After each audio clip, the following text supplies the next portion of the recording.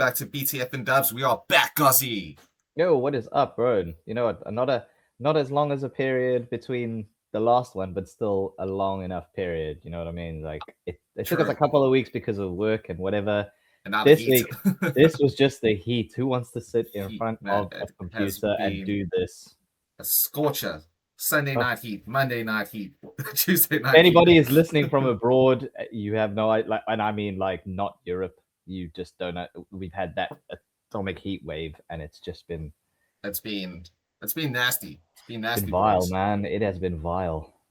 But you know, we survive. We live. But yeah, we still haven't done AEW in a minute, which we keep saying we apologize, we'll do it next, but again, heat, work, and what's coming and again, just what's happening right now. In all fairness, as much as I hype up AEW, and I mean you're getting so into it, it has been in a bit of a slower pace lately, so not like you've missed a ton. But we do have Forbidden Kingdom on Sunday, so we will have a lot to say about that in our next episode, which we will do tomorrow. We promise. Exactly. Yes, definitely. Just bear in mind. I got a lot of 10 cents opinions for what's coming up with that. So me too. But we'll get to that. We'll get to go with. But yes, so I think we start off with the coolest thing that happened to us this week. Me and the OTG over here. We won. Well, that's actually, I'm gonna let you tell a story because I didn't win the tickets. You won the tickets for us, my dude. No, well, months back, I managed to win some tickets. So shout out to Card Tricks, who, helped us out with that. Tickets to what? You got to tell the people. Well, to go and actually watch Raw live in London on Monday. So again, shout out to Card Tricks for helping us with that. It was an amazing experience. That's great. Yeah, thank you guys. It was a beautiful day. It was a beautiful day to go. It was a great show that we got to see live. One of the better, it feels like for me, one of the better Raws. The experience obviously helps, but I still think it was one of the better Raws for a long time. I agree. So I'm not going to dilly-dally on that. I think it was... It was just fun. It was just an experience. Met a lot of great people from the community, a lot of wrestling fans who knew their shit and we could have conversations with. Yeah, we ended up tagging with a few other bros at the thing, and I don't think any of us stopped talking shop. Really. No, not for like 4 hours, man. That was crazy. It was amazing. It was just incredible. She left to get back to the hotel, but that was an adventure all in itself. It was unbelievable, man. Honestly, yeah. No, so again, just another big thank you to Chris and Casper at Card Tricks. Logan, all of you guys were incredible. Thank you so much. Really appreciate it. Yeah, it was great. Also, I ended up on one of their videos that they posted. So shout out that video was dope as hell. Nice. Oh, and just because we also check out their channel, everybody, because they do this thing called Card Breaks that they did live, and I ended up getting myself one of these. Nice. Yeah, a very nice time. They're still 143 of 150. So nice job, man. I finally won one. I finally got a numbered card. That's dope. Shout out Card Tricks. Nice. But getting back to the matter at hand, so what we're going to be doing today in this episode, everybody, is because there is a Raw, there is a SmackDown, but there is also Night of Champions, which we'll be watching later on this evening, because it takes place in the Kingdom of Saudi Arabia. Still not a fan of that, but whatever. We digress. Only nice thing is we get to watch it at a reasonable time. Yes, I do appreciate that. That's one thing I'm not going to complain about is that we actually get to watch it at a decent time. 100%. Between wrestling being on at 3 a.m. and all the football, it's a lot. That's a lot. Also, shout out Japan for getting through, but shout out Bafana, son. The South Africans made it somehow. Yeah.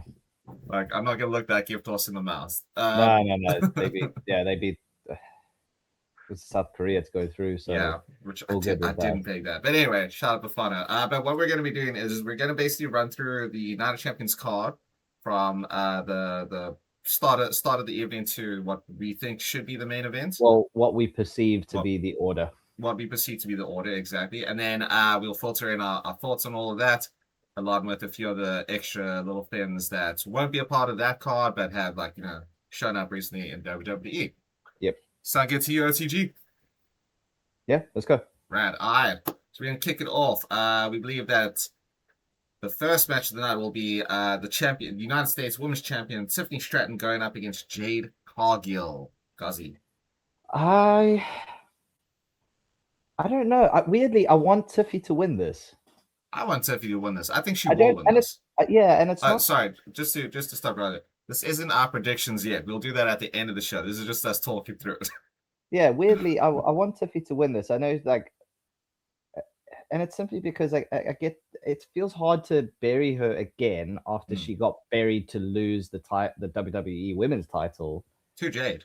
To Jade. Yeah. So putting her in the predicament of, okay, you're going to drop another title just to put it on Jade, who again has looked incredible since WrestleMania, not taking it away. I think for progression and the way things are going now with Chelsea and Alexa. they had Alexa on the most recent SmackDown, working all together and supporting each other in Charlotte's absence.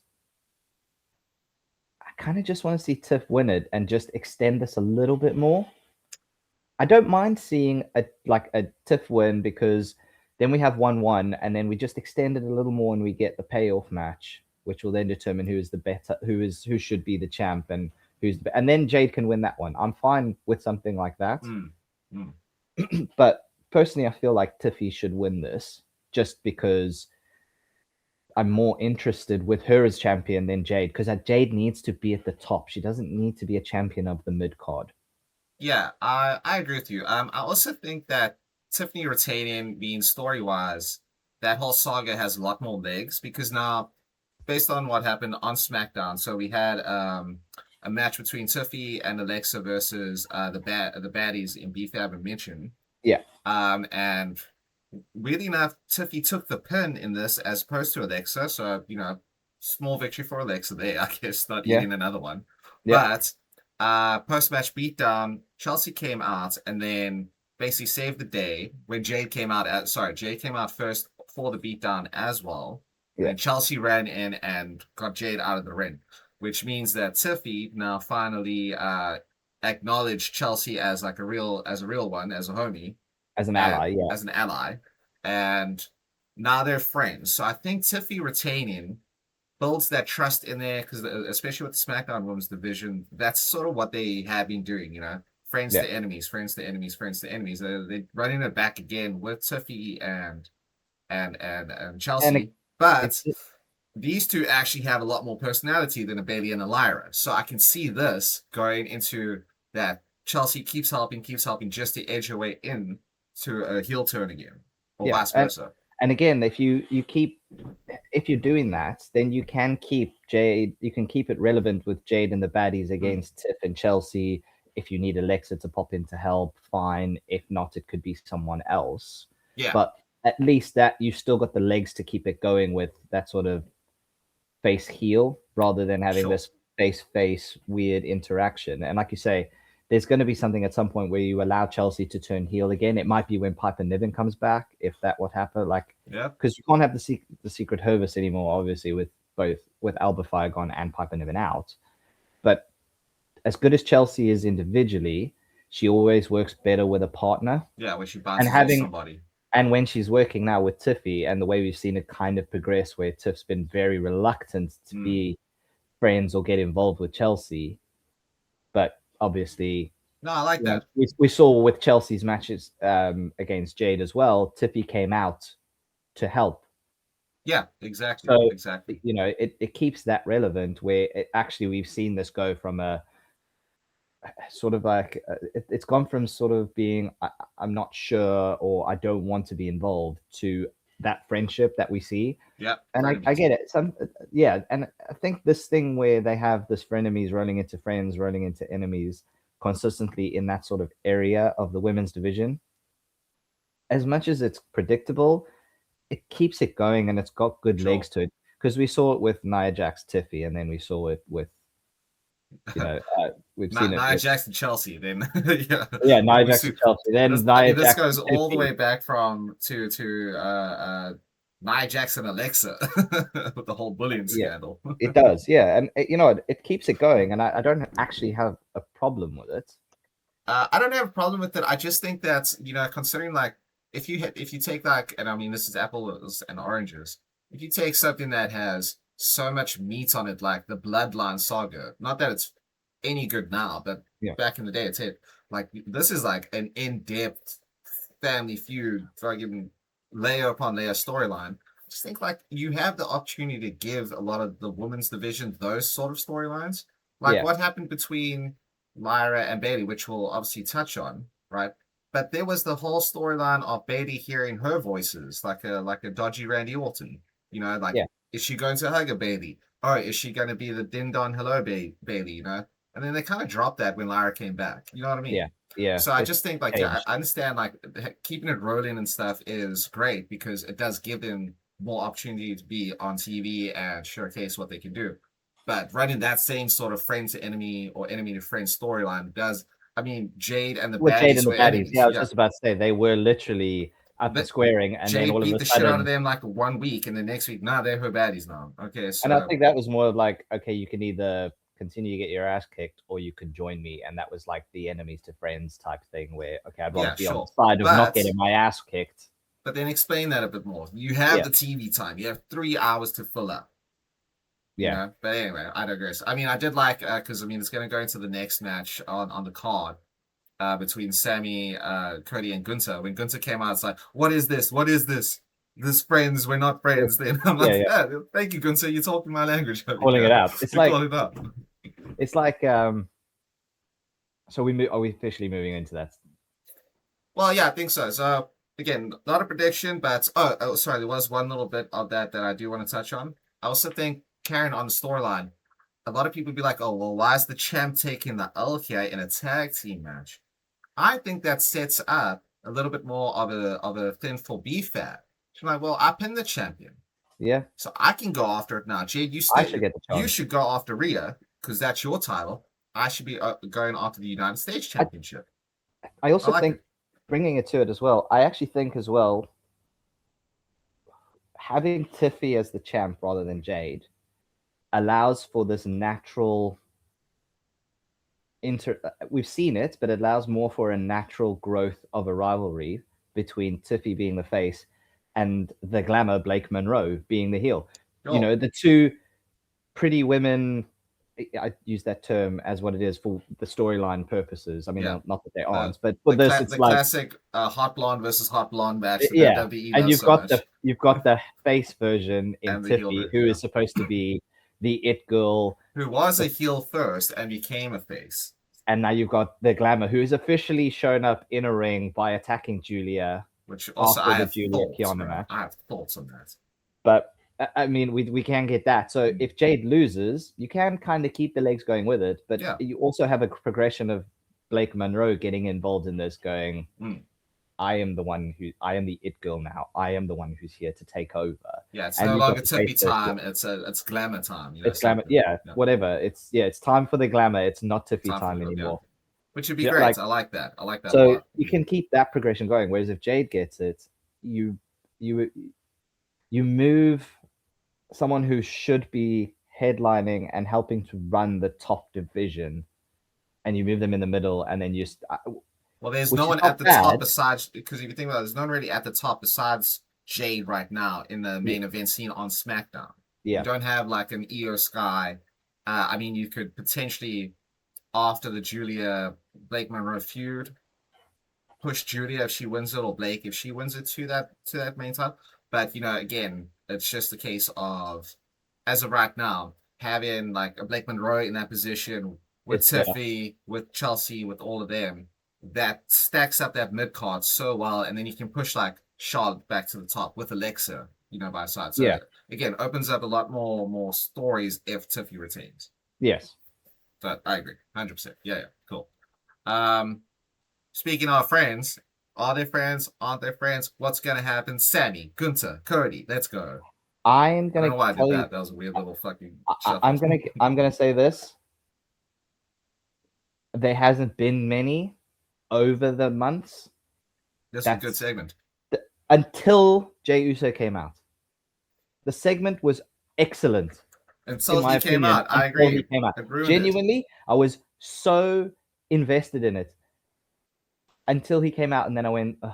I've literally written on my notes, why the fuck did he come out? I draw a little picture of me rolling my eyes because that's how I couldn't roll them further back, so I had to draw it.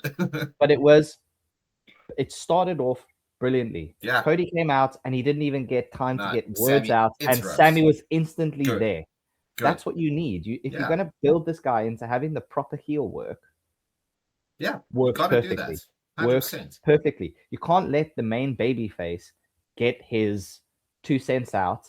Let him try and woo the crowd, and then you come out before he can even get any opinion. That's how you build heat. It's not difficult stuff. But I would like to say this. I noticed, and it's probably because it's the European crowd. I assume so, because we appreciate like the workhorse wrestlers. So Sammy didn't get booed. There were a lot of ride or dies in that crowd. but we are more attuned with this. Like, we're more willing to be realistic than to go with what WWE wants us to do. Sure. Cody got boos, silence, some cheers.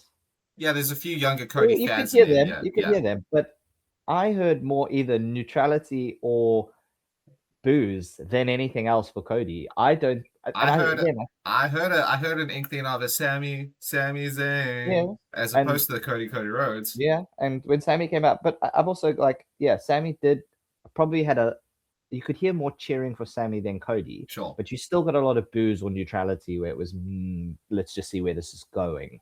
Well, yeah, but again, that just goes to how good Sammy is, because he heard cheering, so he went into ultra sort of obnoxious woe is me mode like he has been. Yes. And which generated the boost. So again, just great. Again, both of them were killing it. Absolutely killing it on the spine. It was great. It was just play their roles to perfection. One of the best segments, again, like I say, for a long time that I had seen, and it was going so smoothly. I mean, obviously when Gunther came out, it was also great. Even brilliant, even better. But when Sammy and Cody were there, Sammy starts playing like you say, the woe is me thing. He's like, I regret what I did. I regret doing the fast count. I regret attacking Gunther, blah, blah, blah. But he's still trying to, it feels like he's digging into the heel of it. Well, I thought that too, especially because he started that after Cody called him out and said, stop playing the victim. He's like, no, I'm not. You put me in the position of the referee. I got put in the middle. I called down the middle. I didn't want to be there. This was on you. Right? Yeah. And then good old Cody Rhodes invoked the holy name of Kevin Owens. Oh, I love that. And I was like, oh, shit. Are we going to get a KO run-in? Oh, I wanted that. But I think maybe if Sammy wins it tomorrow, we might get a KO run-in to do NXT it. Yeah, it could be that on the apron. Ooh, that'd or be it great. Could be if Sammy does win it, it could be the whole thing of either because Cody has invoked his name of Kevin Owens and this is what I say, it could go both ways, right? Because he's obviously said, your best friend, your rival, Kevin Owens, he would have come out, he would have called it like it is, and he would have stabbed me in the front rather than in the back. Sure. Which I love. And also a great line. He's been a world champion, so he knows what it takes, type thing. And Sammy was like, first, you know what? I'm going to say this once. You keep Kevin Owens' name out of your... it was brilliant. Great. It felt real. Like it was a real emotion from Sammy. Yeah, it was very kayfabe-y. It got maybe a little bit too personal on the mic. This is what I say. It could go both ways. So I would love to see Kevin Owens come out tomorrow. And if he does, I would cheer both things. I would cheer him hugging Sammy and supporting him, in the sense of Sammy was like, you keep Kevin Owens' name out of your mouth. You guys had this feud. Kevin Owens was a heel when he left. Sure. You had this feud. He was an ass type thing, but he's obviously still Sami Zayn's best friend. Yeah. So don't you dare use his name. But at the same time, him destroying him, because it kind of puts what Cody says to a T. He would have come out, says it as it is, so he would be like, yeah, well done, my friend. But he would have stabbed me in the front, and he would just attack Sammy immediately and be like, I'm in this picture now as well. See, because I know he's been announced for the Great American Bash, so he's going to shut. So I suppose it depends on if he's still injured to actually run a feud with Sammy. So, but I agree with you completely. either way, if that does happen, if Kevin does show up and one of those two things does happen, I got I'll the be list happy ready. either way. I would say if that does happen, I would prefer it if Kevin was the supportive friend, because we have run the storyline between him and Sammy in like a trillion different ways. Because I mean, they have been since Ring of Honor, they've been feuding, but Yeah. we have recently seen the whole feud of Kevin versus Sammy, where Kevin's trying to beat sense into Sammy. You saw that when he was the whatchamacallit. What was his gimmick? Yeah, Cesaro and Shinsuke.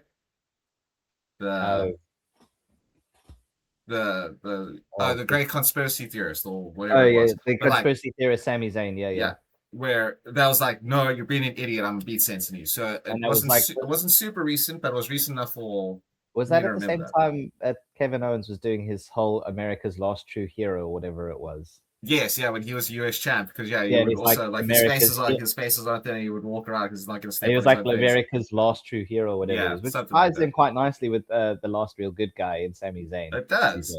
So again, like if Kevin does come, we're not saying again, no predictions right No, now, no, but no, if no. he It's not a does, guarantee I would prefer it if he stayed face, as because supportive. again, Yeah, when he yeah, comes back, it'll get a huge pop, and him supporting Sammy, would be great. absolutely. Yeah, Unless you can finally get a full on Sammy heel turn, and if you again, oh man, I'm already going and then fantasy he booking takes here. out. Well, no, not that. I think if he wins the title, who's gonna perk up and join a little faction with Sammy is our good friend Johnny Gargano. Now I have something on that because I Cody Rhodes disrespected Johnny He Gargano in that segment. So disrespected. he was that comment was so vile. I was pissed. I was pissed, I dude. was like, that is not right. I was like, I put it on pause and I said to Aaron, I'm like, that's wrong. That That's son of a so bitch. wrong. I was like, that is uncalled for. Because of Because what? what you're trying to help that thing laying out in the back. Yeah, first of You all, just call him by his name. He's yeah, Johnny Wrestling, man. Johnny freaking Wrestling, man. That's who he He is. is Not the 100 thing. times better than what you are. In the ring, on the mic, as a funny guy, as a bad guy. Facts. He's Facts. 100 times better than you, Cody Rhodes. He just doesn't look like you, so he doesn't get the push. Oh, exactly. He's not That's all I'm 6'3". He's not 6'3". No. If Johnny was literally three, same with Adam Cole. If they were hitting 6 foot, both of them unstoppable world champions. But he's never going to live up to it because he doesn't look like Cody Rhodes. No, that's it. But that's it. sorry, that was just disgusting. That was That was vile not cool. comment, Not cool, man. Cody. Not cool. It was not cool at all. No. I want to talk about why you said face that. of the company for QB1, dick. That douchebag, thing bro. laying out in the oh man, I'm And then you don't even acknowledge Candice either. Like, because you're disrespecting the name of Johnny Wrestling. Yeah. But then you're not even gonna I'm sorry. You're not even gonna, is Candice not there? Is she not like trying to help her husband? You're a douchebag, Cody Rhodes. You're a douchebag. So geez, I'm hot. I'm getting hot. I'm getting hot all over again. I just that really got me, man. And it was not cool. It was uncalled for. So mostly also because of that, I just want Cody to lose in general. But that helped. That helped a lot. It does. And as well, Sammy really got the message because he was like, oh, by the way, as well, if not for me, Gunther would be champ. So yeah, and which is why Gunther came down. Running your mouth, and then obviously that's when we get Gunther's interruption, and again he played it perfect. Yeah, because he's playing it straight down the middle here. He's like, I don't care about either of you. You're both douchebags. And he stormed to that ring. He didn't take his time like Roman Reigns would have, and took 45 minutes to get to the ring. He stormed to that ring, and he was shooting at both of them straight away. I agree with Sammy in this, but I don't agree with this. Blah blah blah. He absolutely lay waste to both of them. I mean, look. I think this has potential to be match of the night because you have two of the best workers in the company and Cody Rhodes. Yeah. Yeah. Fuck you, Cody Rhodes. Yeah. I'm with it. No, I'm with it. But at the same time, like the one thing I have made a note as well, he's obviously said like Sammy screwed him or whatever, but let's be clear here. You've never been a WWE champion. I thought Sammy was going to pop up with, yeah, I've never been it, but let's not forget, I beat you at WrestleMania. Well, he did. So I have faith in this. He did say that. He did say, I have beaten you before for a championship.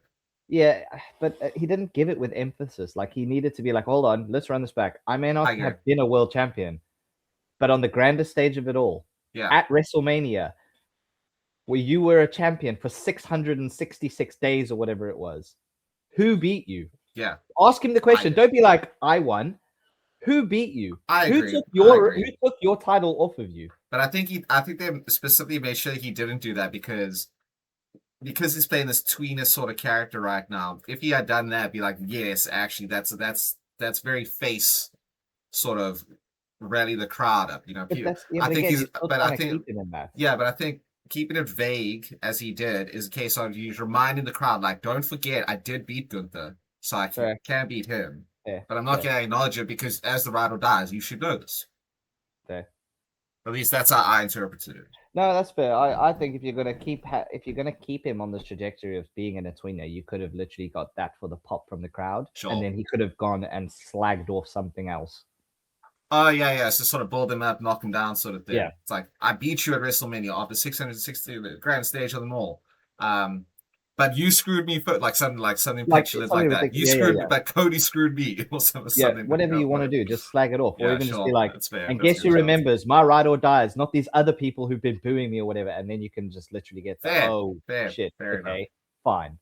Like play into that character. But it's crazy. Like you said, we've had many weeks of this, like many weeks of this.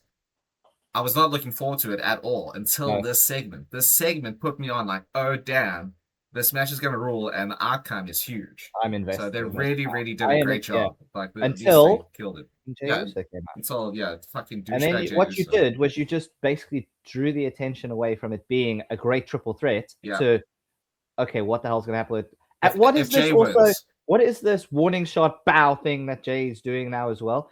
First of all, I've had this rant on it. Why the fuck is he coming out all like aggro and whatever? First, he's gassed every time he gets to the ring because he doesn't know how to pace himself. So when he's on the mic, dude, and ladies and gentlemen listening or watching, we were there live on Raw. That's even with the breaks and stuff, and he's gassed. Like that was legit. He took about 19 years to get through his promo with Oba Femi on Raw. Unbelievable. Oba was killing it. Waited for Jay.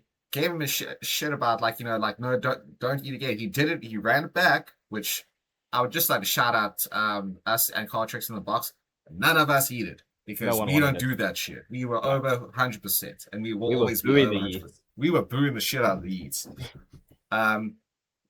Did we start the wanker chants? I'm pretty sure we called them wankers. Everyone started. I think there was a lot of wanker chants. There was a lot of wanker. Anyway, point is, there's gas. But I don't know where the warning shot stuff comes from because he said that whole thing on Raw, unless we missed it. It's literally, I think it started on Raw and then it's come to this, and he's already got a shirt made with it. But when did it came out of nowhere from Raw? Oh, it literally came out of nowhere, and now it's a thing apparently, which I don't give a shit because he's like, oh yeah, Cody, here's you if you get to SummerSlam, here's your warning shot. First of all, there was never going to be any doubt that if he wins this, he's going after Cody. It's not like he'll go after Roman or anything. Never in a million years. But obviously, it's like, oh, here's your warning shot, bow, Sammy. If you end up winning it, I know we're boys, but here's your warning shot, bow, Gunther. I already beat you. I made you tap. Like when he said that, that's what I was expecting Sammy to be like as well. Like imagine having, but I wanted that. I would love to have had that twice in the promo. So Sammy calling out, "I beat you for your Intercontinental 666 I beat you for the championship," and then Jay's going, "I made you tap out at WrestleMania, whatever." So you're kind of laying it into, you're getting Gunther proper angry, like it sets him up to be a proper brutal, full Imperium, like chop you to death, Gunther at the match. So like that could have laid into it. If that's what you were getting with Jay Uso, that's what you could have had with Sammy as well. Like literally drawing. Yeah, I mean, if you had Sammy do that, like exactly like that, as soon as he's done, then have Jay's music here and be like, and let me tell you something else, Gunther, I made you tap out like a bitch at WrestleMania 2. So here's your warning shot, Cody, and here's your warning shot. Like completely ignore him, like you're not even there. Yeah, that makes just a huge difference. Just a huge difference. But him just coming out, warning shot this, warning shot that. Good God. And then obviously we had then the whole melee, and then again, a bit of a surprise, in my opinion, for Oba coming out. I saw it kind of, well, we know what happened on Monday night, so again, Oba coming out dressed in wrestling attire, we knew what was coming next. Yeah, they didn't show it. because it was a dark match, but we knew what was coming next. Sure, 100%. So, I'm not a big fan of Oba coming out there as well, though. I must be honest. I'm not a fan of it. That's why I said I was a bit surprised, not a fan of it, but I am appreciative of the fact that they're not clearly defining Oba versus Roman if he wins. He's called out Roman. He's come to the ring. Yeah. He stared down Cody. You cannot let everyone know his next move. Which I like, because, like, yeah, Oba's not... So that was what I was appreciative of. I didn't Yeah. like the fact he came out, but we knew why he was coming out. Yeah, because it's just a subtle little nuance, you know? Yes. Yeah, Jay coming out, like, again, why he rushes out there like he's just being, like, kicked in the nutsack. You know, just, like, angry at life, like he stubbed his toe or stepped on a Lego, you know? I don't sure. like. First of all, I thought his whole thing was he crashes out over nothing, but he can't have crashed out backstage. Like, that doesn't make sense. He was he was crashing out. Pick a lane with this dude. Either he's the dude who's always angry, fine, or he's a dude who hears something incorrect, then crashes out for no reason, fine. Yeah, fine. We're not too Doc sure. comes out, crashed out, and we don't know why he's crashed out. Yeah, exactly. Like, I'm sorry. Makes me think that there's something else going on.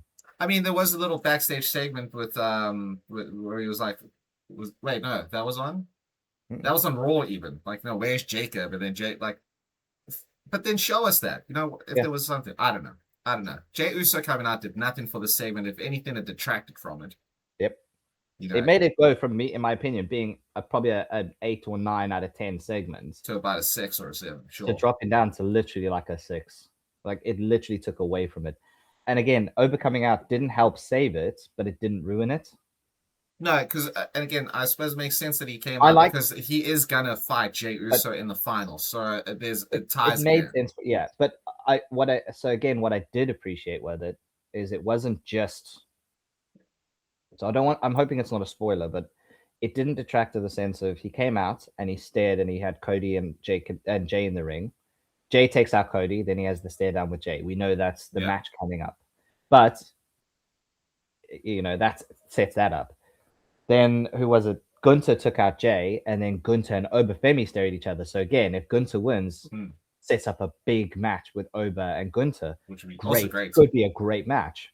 Would be a great match. Then you get Sammy taking out Gunther, and you get Sammy staring down Oba. So they're not playing into this. Okay, he stares down one person. That's the person who it's going to be who wins. Yeah, he stared down every single man in that ring, which so is we don't know who it's going to be. And it just ups his aura because, like, he stood to every single body and didn't back down to either of them. Didn't flinch, anything. Just kept that stern Oba look on his face. And it just looked, you know, that is such a cool visual as well, where he could stare down anybody and be like, they're not the main event. Oba Femi is the main event. Yeah. And Gunther was the one you would have thought that would have, like, maybe caused a little rile. Deadpan, man. Deadpan. And I love that as well, because if anything, Gunther is like just the ring is sacred. If you were getting to, I mean, he has done like sneaky heel stuff before, sure, 100%. But when it comes down to this sort of thing, where he's pissed off about his, like, where he's like, I'll speak with my fist at the match, and I like that. I thought that was great. So if it wasn't for Jey Uso, this probably would have been a 10 for me. Actually, it was great. Yeah, I really enjoyed it. It was very good. But moving on, we'll see. And then we got listen, speaking of stuff that I'm not interested in. Sorry, something through my head for a second. Braun Breaker, Seth Rollins, steel cage match. The feud that should have ended at Mania, and then at Backlash, moons ago, and then a few weeks ago on Raw, and then a week ago on Raw, and then yesterday, and then this last week. It should have ended. Again, like you say, not interested in it. What's actually the payoff here? Well, there's only one payoff in my opinion, right? Yeah. So for a bit of background, on Monday Night Raw when we saw it, so you had the Vision versus the Street Profits in the tag title match, right? Belts on the line, and a lot of stuff went down this match. Very long match. Good match. Oh, very good match, yeah. I do feel it went a little long. It went about just over 20 minutes. But it had a lot of run-ins.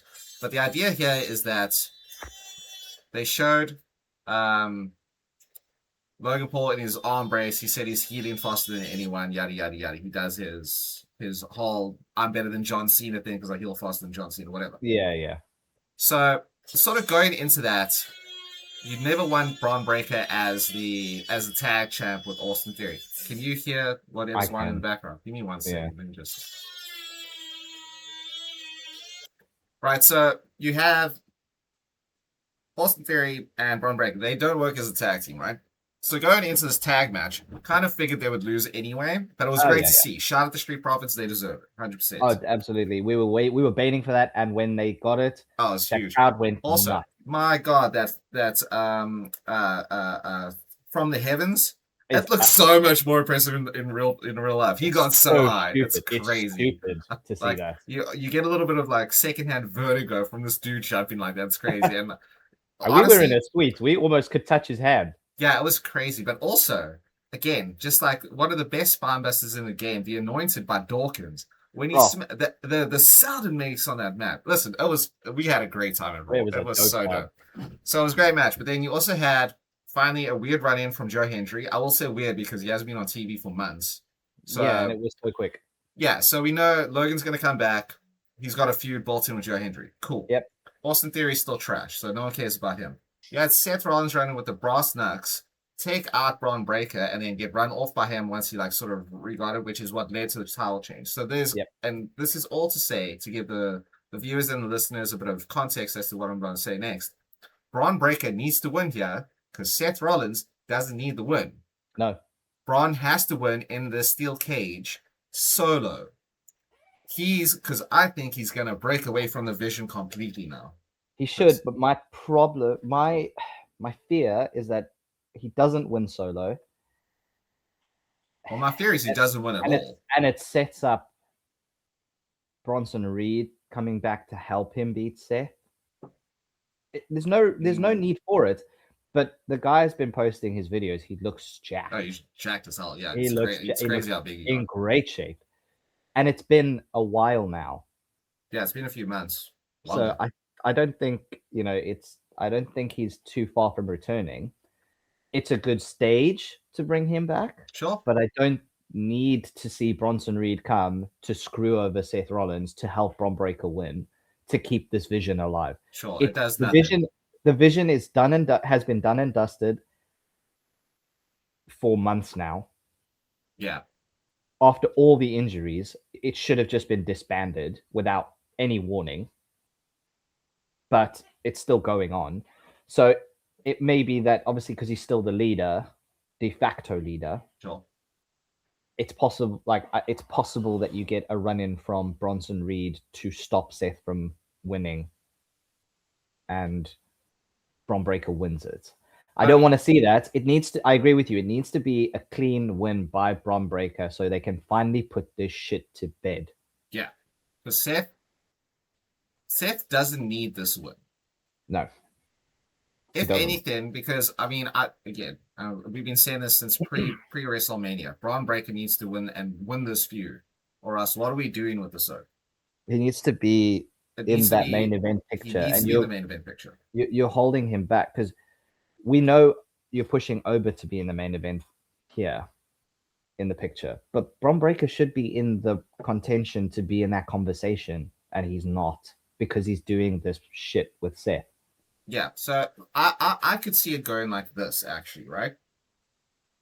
Seth does win because they also, like, it's WWE, so they cannot let go of the fact that Roman Reigns and Seth Rollins used to do a frolic in the tulips together for 25 years in the Shield, you know? Yeah, fair. You just can't let that go. And I get it. Seth's one of the best wrestlers on the planet. Obviously, OTC is, like, just one of the biggest draws, so I get why you would do that. If you're going to go that way, fine. But then have Seth win and have the Vision come out and Judgment Day his ass. Bronson Reed comes in and takes out Bron Breakker. Get him away from him. So then he becomes a face and then whatever, you know. That's the only real way I can see Bron losing and saving a bit of face to Seth. Because if he loses, then what? Then the Vision's lost the tag titles. Yeah. Bron keeps losing to Seth Rollins. Paul Heyman's barely around anymore when they're doing their thing, right? Yeah. So if Bronson does come back, change the leader up, have them be a trio. That's fine. That's fine, you know.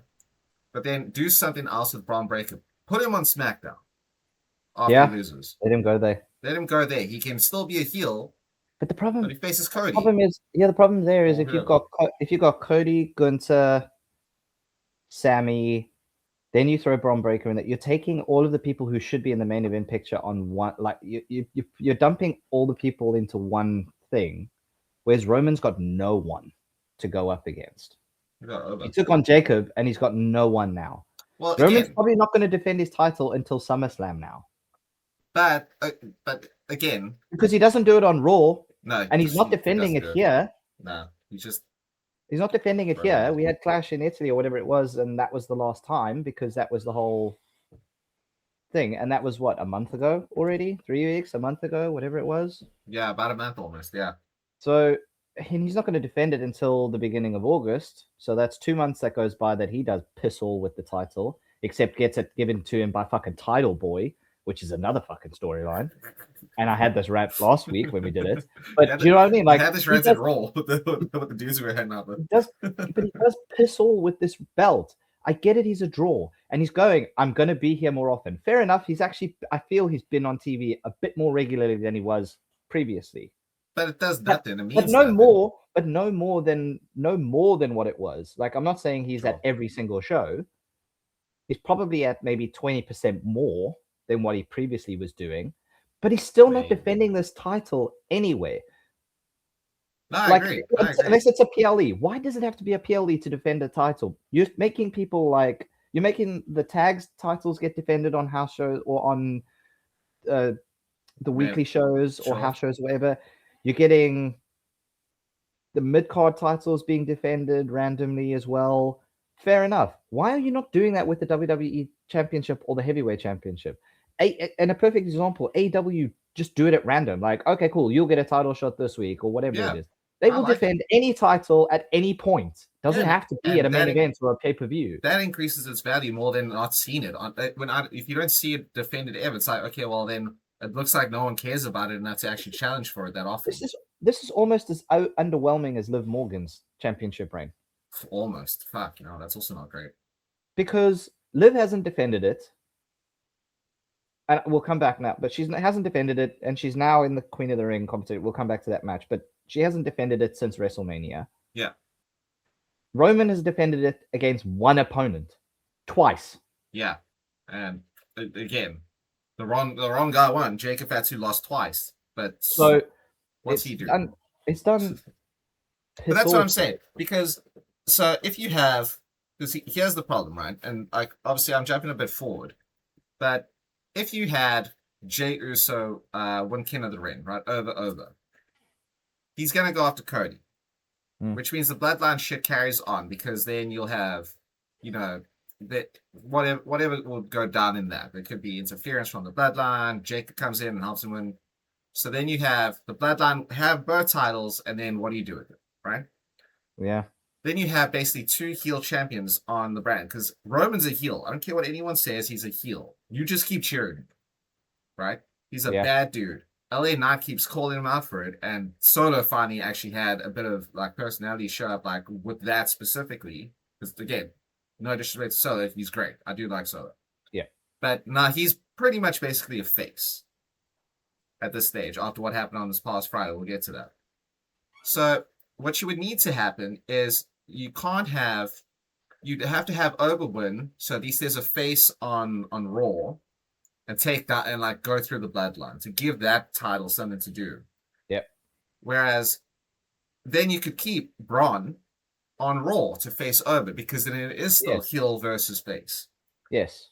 You see what I'm saying? So that's why if Seth Seth wins, he has to stay on Raw to face Roman because it's built-in story, etc., etc. He's got the Street Profits to help him against the Bloodline because now he's got a bit of a help there. But then you'd have to move Braun over to SmackDown so then he can face some, because then you can't have heel versus heel. That title, especially Roman's title on Raw, with that many like heels, you can't have any challenges for it. That's the problem. Yeah. Unless you're gonna push LA Knight at some stage, which fucking doubt it. No, never. It's probably past the prime of it now. Yeah, I think so. So again, with Seth Rollins and Braun Breaker, it kind of needs to be Braun because if it's No, it Seth, doesn't which it kind of need to be Braun. It has to be Braun. has to be Braun, fair enough. It can't be. You can't kind of have to have him win it. He has to win it, and if he doesn't, Fuck you off to SmackDown. yeah, you've buried his momentum at Raw, and he needs to then be put in the proper picture. And I agree with you. Then he needs to move over to SmackDown. Yeah, Then I'm just give fine. him something fresh to do for real. It's just we don't need to see Seth Rollins versus Roman Reigns part 75. Yeah, I think they've wrestled against each other more than him and than Roman and Brock Lesnar at the stage. And they have okay matches. They're not great. I don't No, remember any of them. no, I don't remember I them remember either. not hating any of them. I know for a fact. I didn't be like, oh, this is Yeah, dull. but no match has stood out No. apart from the triple threat that was involved with CM Punk. And the triple threat with him and Roman when he cashed in. Rise to the Century. Yeah. Okay. Again, that means you always needed an extra dude to make this shit interesting. True. Or, okay, fuck it. Fantasy booking era. That's actually should be the name of my goddamn channel, to be honest. The fantasy booking. BT, the F stands for fantasy. Have Seth win. CM Punk comes back. Run that back. Fuck it. Yeah, well, if that's what you want to do, then cool. At least it gives you someone with a bit more personality to also go up against the bloodline, because we haven't seen. No, I suppose we have seen that a few times. Anyway, point is, at least you got a little bit more intrigue there. You could probably run back that triple threat at some stage.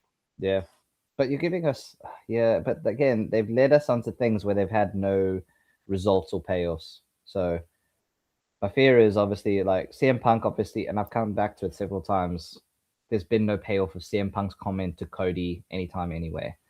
Unless Cody wins. Unless Cody wins, Cody remains the champ. Yeah. And then we have heel CM Punk back would be great. I would love a heel CM Punk. Which, again, if Cody wins, then Oba needs to win King of the Ring, because then you take out that you take that out of the equation. Yeah. And you can bring CM Punk back as the heel. So again, it just makes more sense for Oba to win, because then it opens up a lot more brackets here. Yeah. Sorry. But either way, it's Bron Breakker who has to win this, not Seth. Yeah. It doesn't matter if Seth loses. No. It does not matter. It doesn't hurt his credibility. It doesn't hurt his stock. It doesn't hurt him as a wrestler. No. It hurts in the sense that he lost the feud. But who's going to remember this in 5 years' time? No one. People have been trying to forget it weekly. So every time they have an interaction, I'm like, oh right, they are when oh my god, when Seth ran down to the ring, I was like, oh right, he's feuding with Bron Breakker. We saw it live, and I'm like, oh right, Seth is feuding with Bron. I forgot this match was happening, and it's a steel cage match. You know how difficult it is to have a steel cage match announced weeks in advance, and then be like, oh yeah, there's a steel cage match on, at the same time, on PLE. There's nothing in this that makes it. It would have been better to be a Hell in a Cell match than a steel cage. And I only put this because you have the space for Bron to do his run around the ring spear, and he can spear Seth into the cell, everything sick. like that. Like, you've got that workability of giving them the space to do what they do outside. Here, you've restricted. Seth can work in the ring, but you've restricted Bron Breakker to working in the ring, where he does a lot of work outside the ring. Yeah, and also like his moveset is very based around speed and going quick. You know, and the steel cage can't really do that. No, but I know we've got the space between the cage and the ropes, but him bouncing off that, he's going with his speed. He's going to be hitting the cage a lot. Well, that's what I mean. In a Hell in a Cell, it makes sense because you got the space, but in a steel cage, because his moveset is so based around his speed, it's going to restrict him completely. Should have been a Hell in a Cell match. Again, it's a blow-off feud. Just because you wanted to have Hell in a Cell as its own PLE for so long, which ruined it, by the way, right? You've taken, like, the last great Hell in a Cell we saw was Punk Drew McIntyre, and look how great that was. This is the blow-off match. If there's another Bron Breakker Seth Rollins match after this, I swear to God, I will turn off. I'll switch over, and we'll do recaps of AEW and Ring of Honor. So I cannot. I know. I'm with you. But again, I would prefer that. So, like I said, prefer the Hell in a Cell to a steel cage to allow the maneuverability of both men, because they do work in and out the ring. Yeah. Steel cage limits their move sets, and it causes it allows for nothing unless they start taking weapons in, i.e., as to what you would do for war games. Sure. But whatever. I didn't want to see, which I'm glad they didn't go with, because it's a payoff match, is an unsanctioned match. Because we know if it would have just been in the ring with a chair and with a kendo stick. That's it. That's all it would have been. Yeah. And then someone destroying the announcer table or something. Yeah, they'll go into the crowd and conveniently have 4 tables set up for them to fall into. Yeah, something like that.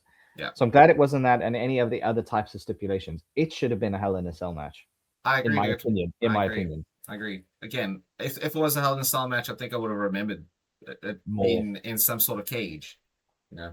But anyway. Next up is... Right, so next up, we have Ricky Suave, new name, versus our boy Trick Williams for the WWE United States Championship. Okay. I don't think Saints is going to win this. I think Trick's got too much momentum behind him to kill that now. I disagree. But you know me, and I know you. Yeah. We love a bit of Ricky Saints. Love Ricky. So I don't mind either way who wins this. This might be the one where I actually don't care who. Not that I don't care. I don't mind who wins this match. I think there's legs if Saints wins it for Trick to get it back. And there's still legs for if Trick wins it to keep Saints relevant, but allow Trick to keep that momentum going. I agree. I just think after the segment we had on this past SmackDown, right? There was it was your pretty stock stand stuff. I mean, congratulations to Trick and Ashley Legend. They got married. Cool. Congrats. Yeah. It's very face territory. More face than Trick has been, you know, because again, he's also kind of like he's more face than heel in the tweener sort of divide. But you know, he does have heelish tendencies, right? Yeah. Whereas that, like, having the crowd, like, telling the crowd, like, cool, you know, 100%. Well done. Congrats. Obviously, have Ricky come down. He gets involved, you know, things are said, yada, yada, yada. But one thing that he said to me was quite interesting, and that's, he said to Trick, if I win the title, does your little friend come with it? Meaning Lil Yachty. Yeah. And I was like, oh, well, isn't that interesting? Because I caught that as well. I can kind of see Yachty turning on Trick here if he does lose. You know, he just changes allegiances to Ricky Saints. Because he's got the title. Because he's got the title. I need to be there. Yeah, that's why I'm here with Trick. But we're not homies. I'm his hype man. I can hype up Ricky Saints. And I think that'll do a little bit more for Ricky because he's not getting as over with the crowd as I thought he would, to be perfectly honest. Yes, right? But again, I know Ricky from back in the AEW days, and you've been a fan of Ricky since NXT days and stuff like that. So we like him a lot more than like the general audience does. But I can see that going, and then again, to have the legs between him, Carmelo, and Trick. I think him winning actually has a little bit more legs than Trick retaining because don't forget, Ricky has lost to Carmelo, I think twice.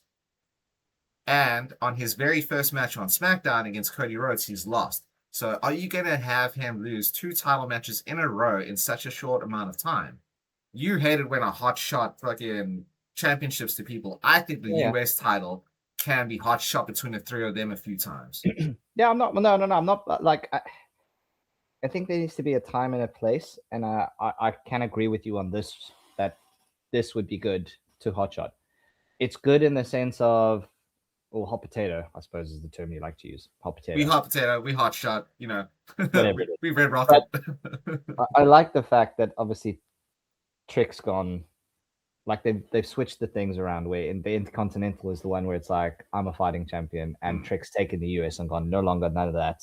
I'll pick as and when, or I'll pick whatever. Yeah.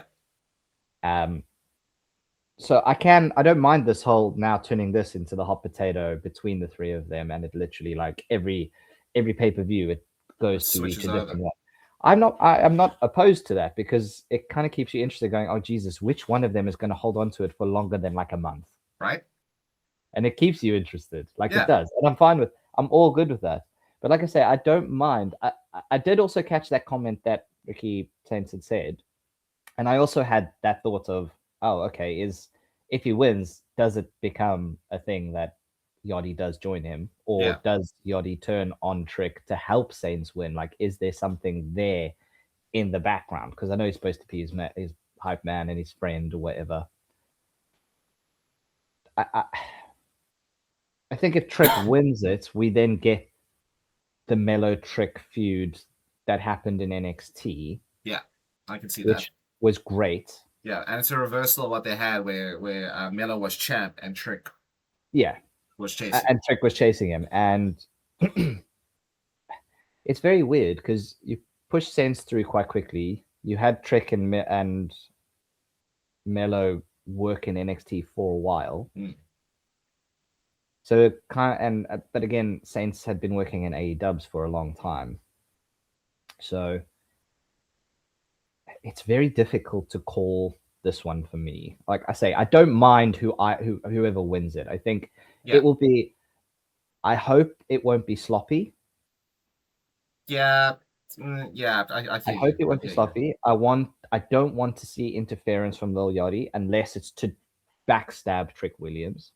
Yeah, because we have seen that far too often. We need Trick to have like a proper clean win at some stage if he's going to retain. Because again, if he's in this tweener phase, you either need to let him win cleanly so we can understand he's not this tweener, or have Yachty attack one or the other to officially do the turn. Like sure. if he's going to attack Saints, then you're turning Trick face. Yes, which I think is the right move because sorry, if he's going to attack Trick, if you're going to attack Trick, sorry, then you have Saints win it, and Trick will then become face, megastar face, like proper shoot him to the moon face. Exactly. But if he attacks Ricky, then it's just that same old story of, like you say, can Trick do it without Yachty being there because it's been so long? Yeah, and because it's happened so often, then you can't have him be a tweener. You can't keep having someone help him. He then has to fully be a face. Fully be a heel. Heel, sorry. Yes, heel. Yeah, you have to fully be a heel. Again, like you said, I think this one's like super, super difficult to call.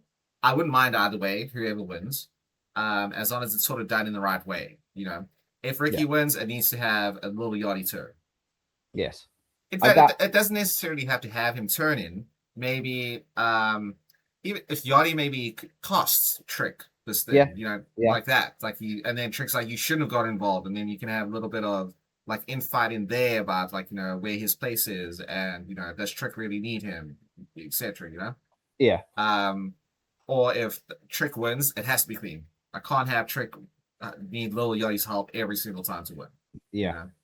I wouldn't mind either seeing a full-on clean match between the two of them, or if you're going to have shenanigans, it's got to be in the support of Ricky Saints. Yeah, exactly. Because I mean, you're trying to establish him as the heel. So if you want that to be true and you want to take Trick out of this tweener phase, there's got to be a lot of shenanigans going from Ricky Saints. And whether it's Lil Yachty attacking Trick to help Ricky become the champion, or Ricky just doing a lot of sneaky shit, pulling on the tights and putting his things on his legs on the rope. Yeah, something like that. Taking the turnbuckle off, all that stuff, like just to fully establish him as the heel and Trick overcoming all of this to fully become a face. Yeah, exactly. Like you could have a thing where Ricky's in the corner with little Yachty around, and then Trick accidentally blasts Yachty. So he's so like, oh no, damn, I wasn't supposed to do that. Quick roll up, win, cool. Yeah. So one of the few times a roll up works. Again, a lot of things can happen. I don't see Carmelo getting involved in any way, shape, or form in this match specifically. I don't see it unless he's too face now. And again, if Trick wins, you do have a built-in story there with Carmelo because he cheated to win the number one contender match against Melo. So again, I think this is the time though to hot potato it around the three of them. I think that'd be great. But we'll see in our predictions where we land on that. It's weird. Like it's obviously we've seen the build up to it. There's not really much to actually say on it. It's quite difficult. Yeah, because I mean, the whole build up has been just like you said earlier. Trick's like, nah, this isn't an open challenge. You got You to figure fight for out. it. You figure it out, and which is cool. And then you've had the matches between Mello and Saints. So this is more of your standard sort of one-upsmanship sort of Yeah, storyline. Like who's yeah. better than the other guy, which I think is why It's having not. all It's three of them involved consistently is good. yeah. It's not bland, but it's not like exciting. No, It's not just. really. It's No. just a storyline. Really, it's just a storyline there to see what happens. Yeah, I think There is like if you like you say, if they hot potato this title between all of them, like Saints wins it and then he loses it to Mello, and then Trick beats Mello, and then Mello beats Trick, but then yeah. Saints beats Mello, and you just do this. I can get on board with it. Like I could be like, okay, what's going to happen this time? Yeah. Right now, it's kind of like let's just see who wins this match. Yeah, because again, even if you hot potato it, we're not saying that you have to have these three wrestle each other on a weekly basis until every PLE to have another title shot. It just opens up a whole another can of worms, really. Because if Trick wins, cool. Then you can have Ricky and Carmelo go do something else. Because then you do have to separate the three of them. You'll probably Yeah. have Carmelo face Trick at one stage, but cool. But then you open up the floor to everyone else in the mid card to go after Trick. Opens up storylines. Cool, I like that. If you have Carmelo win, well, he's a fighting champ now. He did it before, Yeah. as champ, and we love that. I mean, that's what really got him over with everybody was his great matches defending title. His match against Ilya Dragunov was And great, it's stuff great. like that. And we're all waiting for Ilya to come back at some stage. But on the flip side of that, if Ricky wins, well, then he's full heel, so he'll just be dodging challenges left, right, and center. So I just think it makes sense for them to change it up a little bit here. Because I don't need Trick to be the US champion for 679 days. No. Have No, it no, no. have it rotate. I kind of like the idea of them rotating around the three of them. I think that'd be pretty cool. Yeah. But I mean, to be honest, I don't think there's much more on. Nah, On that's that pretty right much now. it, really. Even less on the next one though, I would say, is this is where we get to the two main events, which is the Queen of the Ring tournament final between Io Sky and Liv Morgan. Absolutely nothing on this boat. Again, you've not. Again, we spoke about it briefly earlier. You've got no Liv not defending her title, but a champ being in the Queen of the Ring picture, going up against Io Sky, who we all adore. But let's be honest, this called for someone new to be crowned or someone different to win it to elevate their stock. A Becky Lynch. Lash Legend, JC Jane. Give me Any anyone one else. of them. Anybody but these Yeah. two in the final. I don't understand. I get Io. I get Io Sky because we said it on our last podcast after she made it to the final. There's legs there. She could take on Liv as champ and become the new champ on Raw because they need one. I understand having a heel champ on one brand and a face champ on the other. Obviously, we got Rhea Ripley, who's still injured, I believe. We're not too sure when she's coming back. So it made sense. Cool. Io's best female wrestler on the roster, hands down. Cool. It makes sense for her. But anyone else could have filled in there. Side note. If she is going to be injured in again, however long she's injured for, is it clearly not long enough that she doesn't have to relinquish the title, or is it at that point where it's like doesn't matter how long a champ is injured, we're just going to keep them the champ until they come back? Well, I mean, WWE has always been really wishy-washy on this. I think Kevin Owens called it out quite a few times because several times because he's the Deadpool of WWE, right? He breaks the fourth wall. He breaks it all the time, which is why he's one of my favorites. Why we need more of it, right? Because sometimes they'll relinquish it after 30 days. Sometimes they'll not. And then sometimes they'll just have Roman Reigns have for 6 months and not do anything with it. Okay.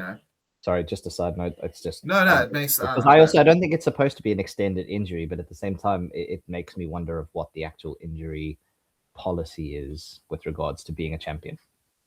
Yeah, I mean, again, because like you say, it's wishy-washy. Yeah, they've kept it very vague in sort of what it is. Normally, you get like a vignette or two, or like if it's not, it can't be a serious injury, because unless this is being a little bit mean about it, but unless you've broken your neck or something, you can still come down to SmackDown and do a promo.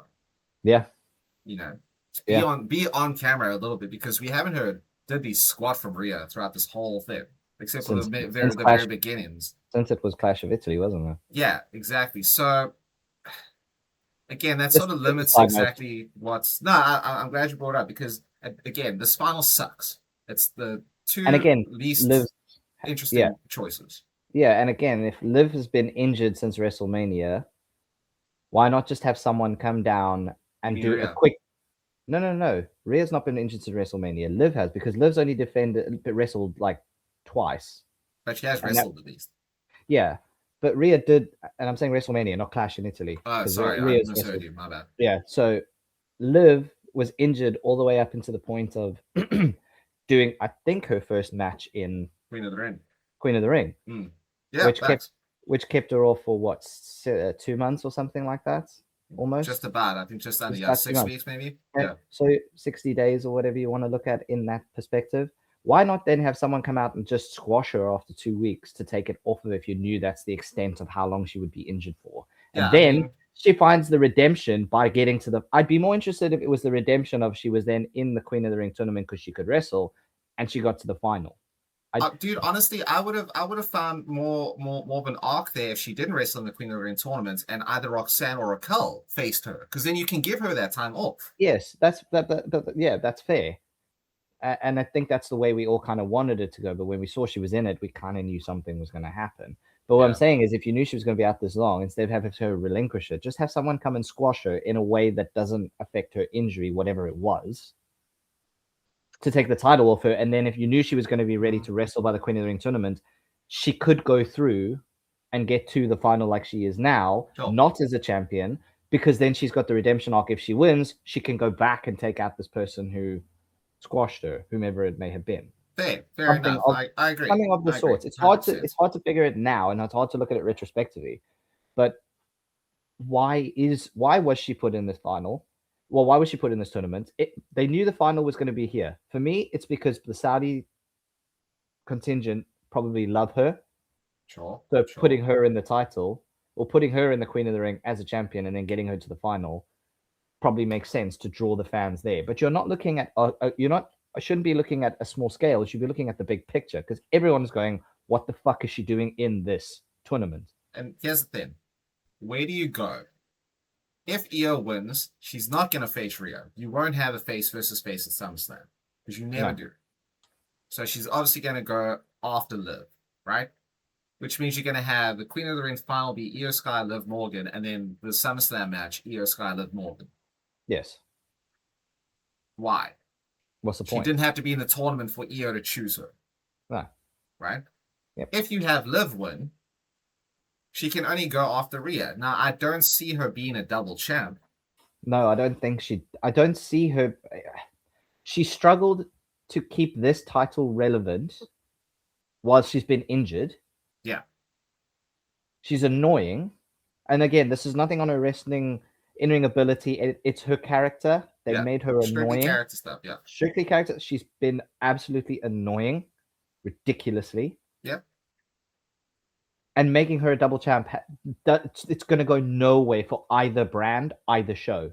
Agreed. Yeah, because you'll get nuclear heat on her, but she's getting bad heat because of her annoying character. Yes. So you're just gonna compound that. You're not gonna make it good heat. You're gonna make it worse heat. So it's gonna be. They've done this all wrong. Yeah, and they've done it all wrong. You would have had more legs in having someone who's either never won the title or who is, again, even like a Becky Lynch, because you could have someone, because then she's an established champ, she's great as a heel, and having her beat Liv Morgan could either keep her even more of a heel or turn a babyface. Could have been anything. But again, you and I said from the very beginning of this tournament, it needed new blood, and you had Lash Legend and JC Jane on a platter, and what you've done is, I haven't seen Lash Legend on TV at all. Yeah, she got married, but still. So is Trick, and he's on TV. And then what you also do is you have the nuclear heat that JC Jane got with Fatal Influence. You've just buried that. And then once again, on this last SmackDown, you had to lose again. Touching on that, let's just touch on that quickly. Please. The only reason she lost is because Paige was in home ground advantage.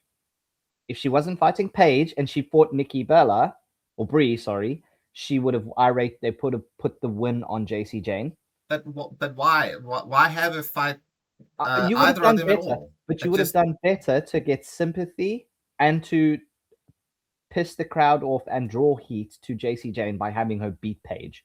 When Paige won, there was no extreme ecstasy from the crowd. Because bear in mind there, Gozzy, we saw Paige win the night before on Raw. Yeah. So like that's why the crowd isn't like you didn't have to have this match. Winning, yeah. You didn't actually have to have it at all. Yeah. Right? You could have instead had, I don't know, anyone else wrestle her?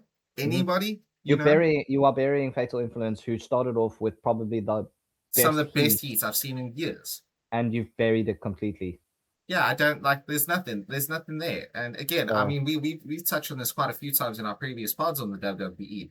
What is it with their booking where it's like you have a megastar, right, getting cheered to the absolute moon? You're like, no, what we need to do is have him lose quite a bit so people get not invested and then rebuild him up. Or if you have nuclear heat, no, what we're going to do is have them not do heelish stands and not really win ever and not like get more. Bury them a bit and then have them build out their heats again. What is that? I don't understand it. I can't grasp it either. So again, I mean, look, this thing has no legs. I'm not looking forward to this match. I don't think they're going to have a particularly good match. There's no payoff. There's no payoff to it. There's no. This is the payoff. For the crowd to do this, or the crowd to boo, or whatever. Who knows? And not the good kind of boos. We're talking Xbox boos. Yeah, but they won't do that in Saudi because they're just happy to have WWE there. That's also true. Yeah, that's your very. But I don't mean it in a bad way. It's just that's what it is. It's just what it is. No, every time they're in Saudi, the crowd cheers for absolutely everything, which is fine. Which is fine. 100%. Nothing wrong with that. Listen, I'm just not a fan of this. No. The whole tournament. This is the one match where I don't care who wins. Because there is no good outcome from whoever wins this. No. Unless, and at the absolute stretch, unless Io wins and she decides she wants to take it off of Rhea. That's the only thing that makes it interesting. And they won't do that. No, I don't think so. Because if Rhea is like injured and she's going to be out for quite a while until SummerSlam, then the only way that it works is if Io does win, decides she's going to challenge Rhea, and this is where Rhea finally gets the one up on Io. Sure. Or and again, this is coming into complete sort of fantasy booking territory like we like to do here. Well, I like to do it a lot. Especially in this episode, apparently. Have Liv win. Right? Just do it. Let it be this horrible double champ. Just until SummerSlam. Well, I mean, at SummerSlam will be the match, right? Yeah. So she wins this tournament, because then if Liv does win, then she'll probably lose to Rhea at SummerSlam, right? I mean, that makes sense. Yeah. One else. But if you're going to have Liv win and be even more obnoxious in her character and even more annoying, double down on it. Completely double down on it. Have her beat Rhea at SummerSlam, be a double champ just for a month. And then you do what they did with Stone Cold, Jericho, and The Rock. And have both titles just like in a triple threat, and both titles are on the line. So if you pin Liv, and if you're like Io and you pin Liv, you win one title. And then the second fall is for the other one, and then you strip her of both. You do something creative like that. Fair. You know what I mean? And again, it comes to the point of, like you said previously, if Liv wins this, it's not title versus title. It's Liv winning that title. So she can lose to Rhea and still be a champ. Or you do something incredibly stupid. You have Liv win and then challenge herself at WrestleMania. For her title. Wouldn't put it past them. That way she can't lose. I'd love it. Okay, so what if we get an interesting segment if Liv wins, right? Yeah. You still have that rivalry of she was the one who beat Rhea to be champ and basically be the new leader of the Judgment Day and all this bullshit. Yeah, she kicked Rhea out. Yeah, I get it. Why not have then Rhea go, tell you what, we're only wrestling for my title, but let's raise the stakes a little bit here. Title versus title. No. Not even title versus title. If you win, you get the title. If I win, I get Judgment Day. You finally, either I get Judgment Day back, which I didn't want, sure. or You finally disband this stupid piece of shit. I prefer that. That's good. Oh, I like that.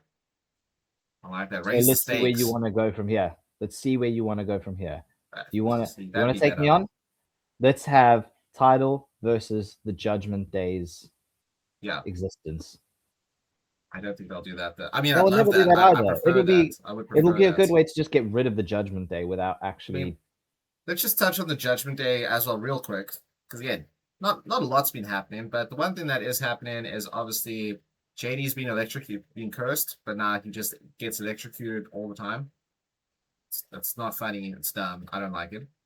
Um, and then you have Roxanne Perez, who's the one who's being ignored completely. That's her new Yeah. role. She Yeah. has a little like bits like, oh well, at least Raquel won. Go JD, go Dom, and then there's like, anyway, we got to go do this, and Yeah. ignores her completely. So we're obviously getting Roxanne being pushed out of the Judgment Day, or maybe again because this is what Judgment Day has been doing. As soon as you get too big in the Judgment Day, they kick you up. They kick you out. Yeah. You know, it was first Rhea, then it was Damian Priest, then it was Finn. Before that was Edge. So maybe if Liv loses, then it's a case of cool. Well, let's get rid of Liv because she ignores me. She ignores Raquel. It should be our time. New Judgment Day. But they disbanded. Stop calling it Judgment Day. You know, call Roxanne's Happy House of Horrors. Something Didn't else. you call it Lives? Didn't you call it Lives? I did, yeah, because Happy House of Horrors is so much better than Judgment Day right now.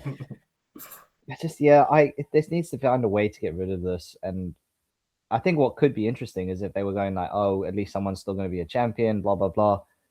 I wouldn't be opposed to Roxanne coming out to try and help Liv, and then costing her the King of the Ring, and then that creates some animosity within the Judgment Day. I could see that. I don't. If that's where you're gonna have, if that's where you're gonna go with it, if this is the match you're gonna have, I need something like that, or the payoff needs to be something of a high stakes match at the end of it. Yeah. Make it fun again. Because if you're gonna have Rhea versus Liv, don't do disbandment of the Judgment Day. Be like, okay, tell you what. Because if I win, I get Dom back, but only so that you can treat Dom like a piece of shit. Yeah. See, again, that's better than whatever they've decided to do here. You know what I mean? Like something like that. We're literally giving you we're giving you stuff to brew up, WWE. Like use one of them. Mix it in the pot. Do something. Do something other than this absolute like boiled chicken. Nothing, no seasoning on this thing. You know, like what? Why? I don't get it. I hate it. Again, least interested in this match. I don't think it'll be particularly good. No. We're definitely going to have a run in at some stage with the Judgment Day cronies coming through. Hopefully you're right. Hopefully this is where like one of them messes up. If it's Raquel, cool. If it's Roxanne, cool. One of them has to cost Liv just to give this a bit of sauce. Speaking of lack of sauce, Jey Uso and Obafemi in the King of the Ring final. Listen, this has sauce for one reason only, and that is Obafemi. Yep. So my earlier fantasy booking prediction was you have Oba actually win here, but at SummerSlam night 1, he beats Roman, and then Brock comes back and says, "I want that title versus Korea," and then you do a night 2 Brock Oba, and Oba not only beat the OTC. But then he also beat Brock Lesnar for his career. And that's it. He's set for life. He's a made man in WWE for the rest of his career. Or you have Jey Uso win and then take on Cody Rhodes. Yeah. Whatever. We touched on earlier. I had it. It's great that they've not set it up that Oba's definitely going after Roman.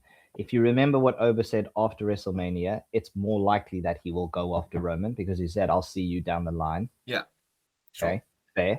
But he had space over Cody, so. But he had the stare down with every single one of them, as we mentioned. So whoever it's going to be could still lead to Oba be facing there. Like there's in that back of your mind. Now none of them want to face the ruler, so they'd probably be like, "You don't want to come after me. You want to go after Roman," type thing. Like test your skill. Unless it's Gunther, because then Gunther is, Yeah, statue wise and like exactly. Like so, I just want Oba to win this. I just can't. Don't like the idea. The only idea of Jay winning. Well, there's two ways of Jay winning here, like for real, right? Because if he wins clean, they will riot. I don't care if it's in Saudi Arabia. Even they know that's a terrible choice.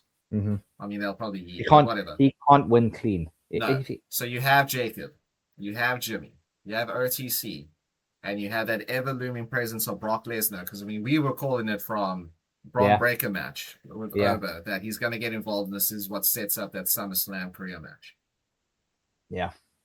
Saudi will go apeshit if they hear Brock's music play. Oh no, they will, and he's probably going to arrive at some point. I don't mind. Sorry to cut you off there. No, please. I don't mind Oba winning, and then Brock coming out to attack him afterwards. Yeah, I prefer because then that. you can go. Look, I get my choice because Oba's now won, so he goes. I get my choice, and I tell you what, Brock, you've pissed me off now. Like you decided to do this thing where you just want to attack me when I'm not ready or when I've been through the ringer. Match, yeah, I've been through the ring or whatever. I'll take you on at SummerSlam, but guess what? I'm also gonna go out. Like this is how you set up the. I'm also gonna go after Roman. So I'll tell you what. You, me, SummerSlam, Roman. You, me, SummerSlam, night one or night whatever it is. I will say, and then you do it like this as well. You say to Oba, I'll tell you what. It's career versus my title shot at SummerSlam night one. Night two, the winner can take on Roman or whoever you choose. Oh, yeah. Oh, okay. So you can set up that career versus Oba right away. Yeah.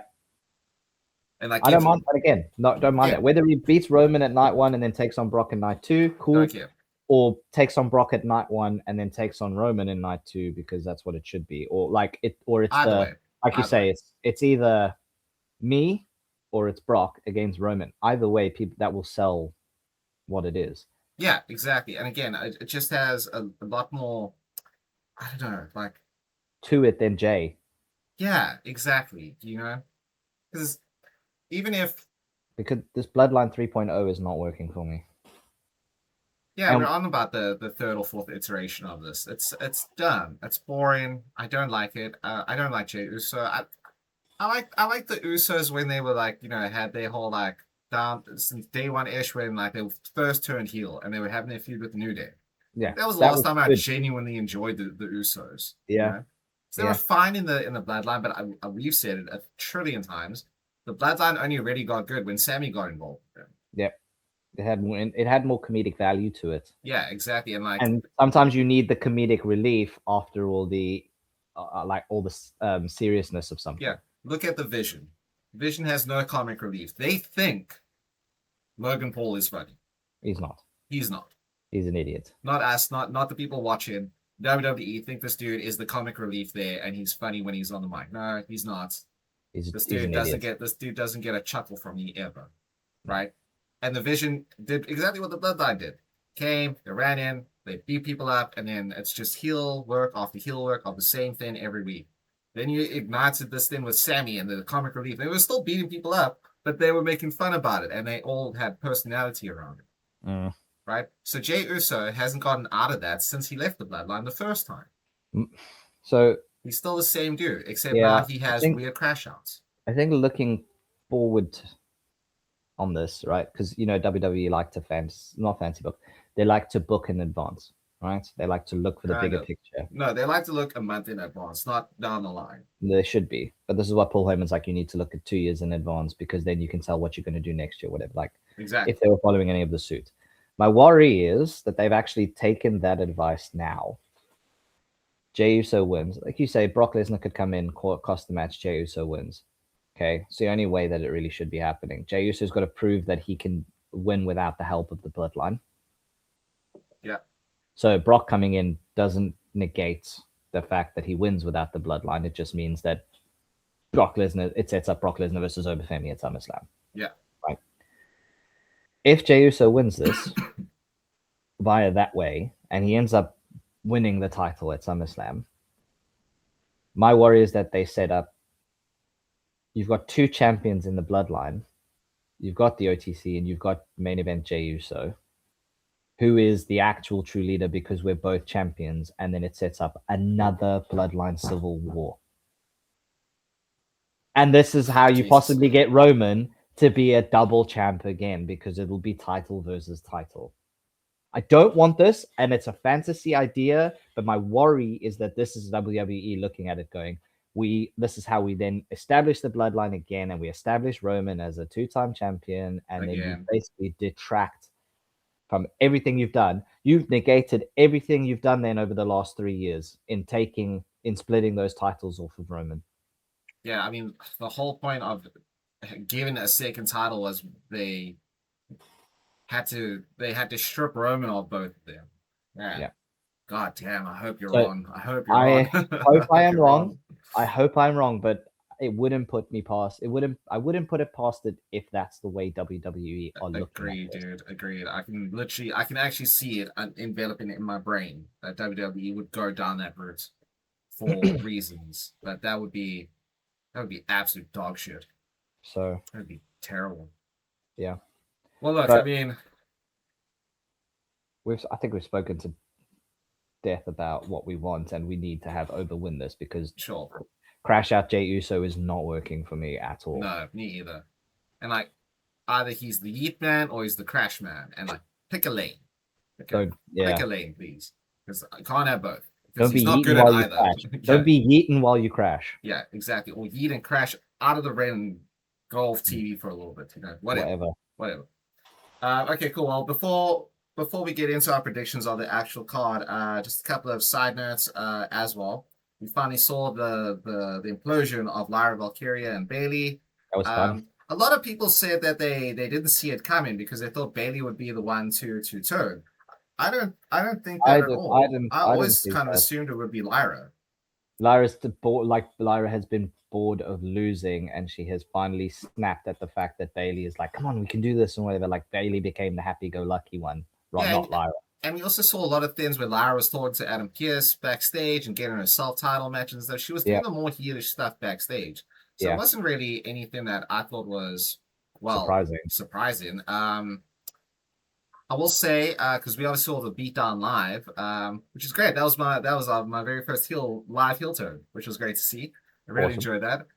What I did like about it was the fact that Lyra kept pausing to do that whole like sort of, am I doing the right thing here face? Like, and then you gotta beat her down, beat her to death. Yeah. In this, enough now. So I didn't like that aspect of it, but I am glad that Lyra turned because we haven't seen a heel Lyra. We've seen heel Bayley in a few different iterations. Yeah. So and Bayley's fine as a face. She's great as a face. She's always good on mic with either. So just glad that that's done as well. Enough of this. Again, weird friendship that dates back all the way to the title shot against Becky, or like however that worked. Can't remember. Glad it's done. Glad that's finished.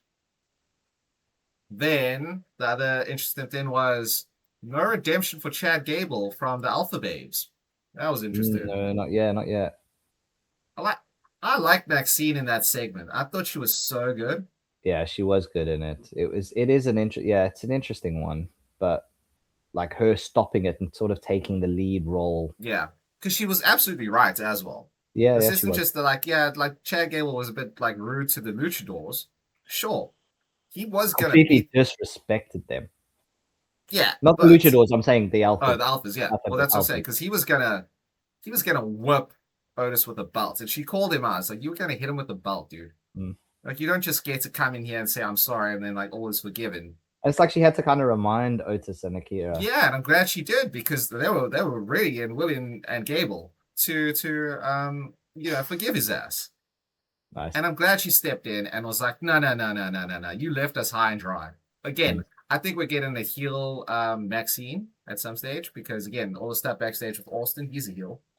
Yep. So I can see her. There could be like a little internal strife, like him trying to get forgiveness and her saying no, and then like the Tozawa and Otis are unsure, and then eventually she like snaps and be like, well, if you guys want to go back to Chad Gable, I'll see you later, and then she joins the Vision.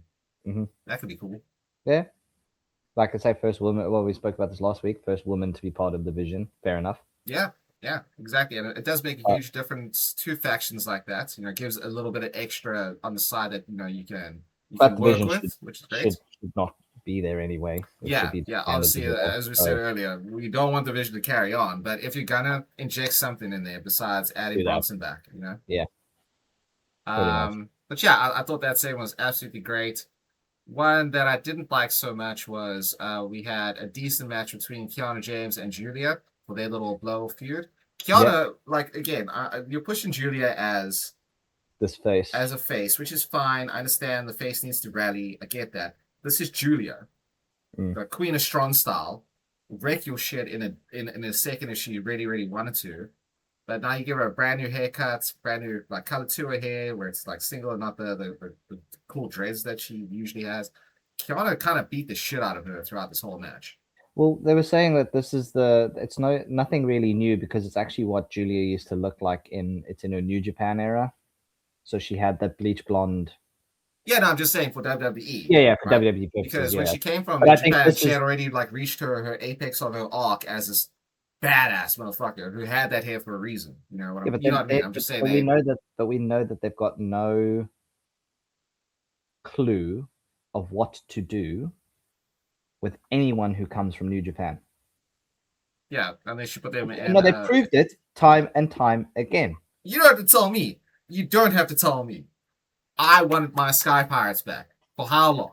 For how long? You know? But I like them as Kabuki Warriors, or like with Bailey and Dakota Kai. Sorry. They dropped the ball with Asuka. They dropped the ball with Shinsuke.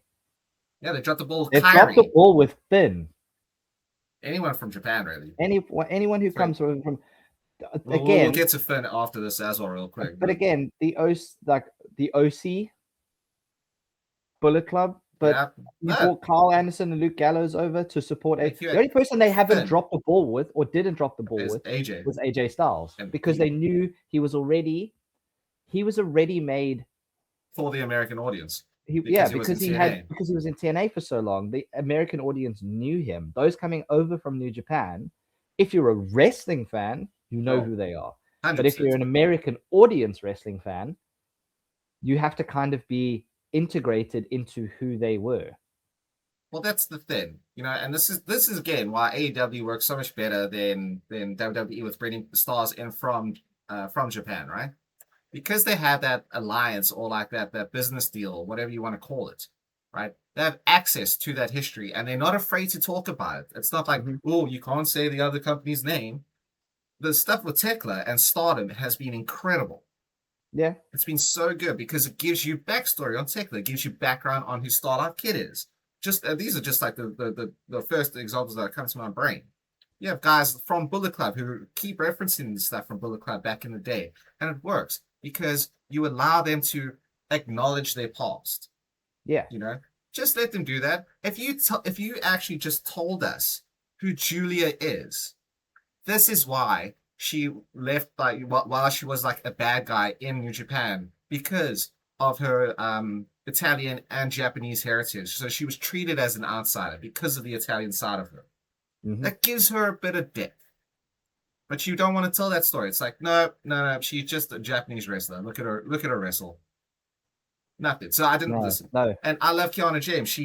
I didn't watch her in NXT, but as soon as she came to the roster, I thought this is a mega star in the making. Mm-hmm. But the fact that she can wrestle, she's great on the mic. You bring her in as a manager, and now she's beating Julia. You know what I mean? Yeah. So I love Kiana James, but I don't know where you go with her now, because now she didn't beat Julia.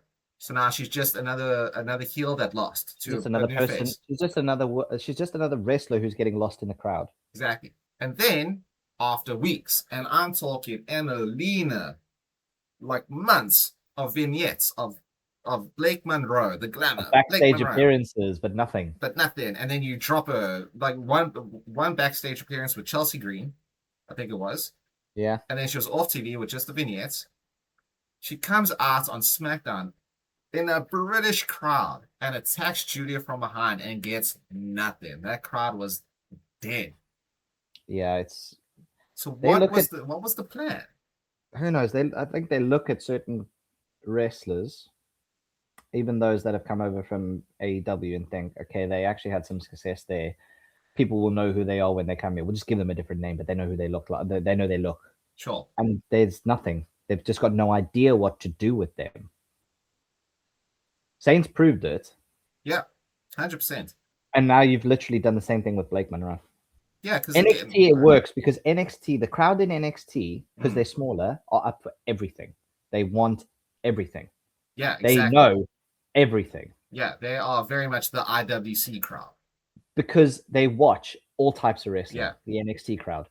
When they're on Reddit or TikTok, that's what they get is wrestling stuff. Like us. WWE crowds are WWE fans. They are not wrestling fans. And it's ridiculous to say, but they are not. No, that's a great way to put it. I will be honest, I was not a point proof of it, but I knew more about WWE, so I had more investment in WWE. Now I'm watching AEW, I can understand where they're dropping the ball and why. Sure. With people like Saints, with Blake Monroe, whatever.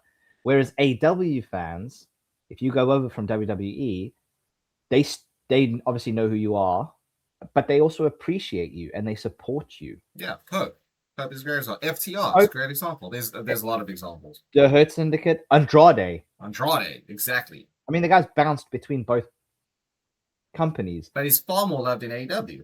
He is. So no, it blows my mind. Yeah, but again, like I said, there's nothing for Blake there, and don't know why.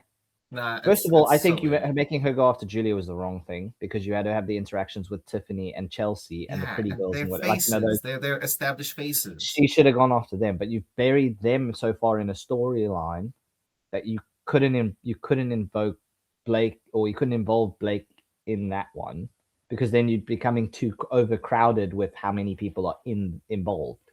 But this is where I would have inserted Blake into that with Chelsea and Tiffany, because those are the two. Separate Chelsea and Tiffany from Alexa and Charlotte. They don't need to be anywhere near those two. That's done. It's finished.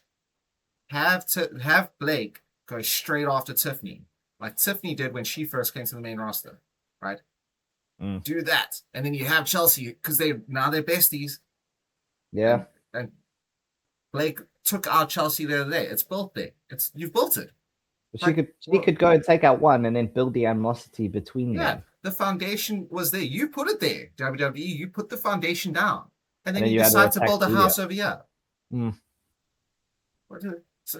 You built the center wall, and then now you've decided to build a surrounding wall somewhere else. Yeah, it's like, okay, cool. Like here's our temple, right? We should build a wall around it to protect it. Cool. Put the wall over there.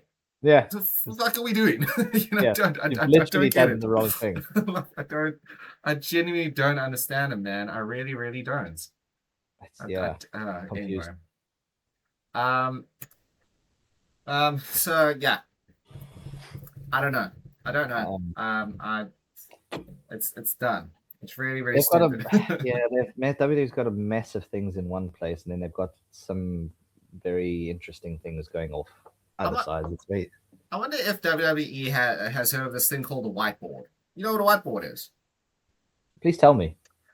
Well, it's this magical thing that you put on your wall, right? And you can use the markers. So if you mess something up, you can erase it. Oh, really? But basically, what you do, Gozzy, is you map things out. Right. And then from the things you map out, you can branch it off. And then when you branch it off, you can create things from it and be like, oh, that's a good idea. I'll jot that down. And if you don't like it, you can erase it. I think that's I've never heard of that before, but that sounds like a solid idea. Brand new concept. It's very new technology. You should market this. I should market this. The whiteboard, something we can jot our ideas down and not mess it up. But I mean, I suppose the last few things to touch up on. Sorry, I should crack myself up. It's stupid. Do we start with the LA Knight bit, or do we start with? I don't know if I want to, because it's such a can of worms, but we have to. We cannot. I think let's start here, right? I'm going to start here, and let you carry the segment, because I'm just going to say negative stuff. Being able to see LA Knight live was dope as shit. Oh yeah, LA Knight live is a different beast, yo. Crowd is crazy with that. Like, you have not, like, they don't, and this is something that I thought, like, I know that they do it when they pipe in noises for certain things. It kind of reaffirmed that just how over LA Knight is, because they kind of diminish it on TV live. Yeah. It's insane. Like, he almost got as big of a pop as Obafemi did, and Obafemi was crazy loud. Yeah, Obafemi was ridiculously loud. So I mean, it just blows my mind how you have a dude like LA Knight who's this over, and then you put him with Solo Sikoa. Please take it away, Gozzy. No, I mean, like, I find it. I don't know where they're going with it, because obviously he's got this whole feud with the Bloodline, and now are they turning?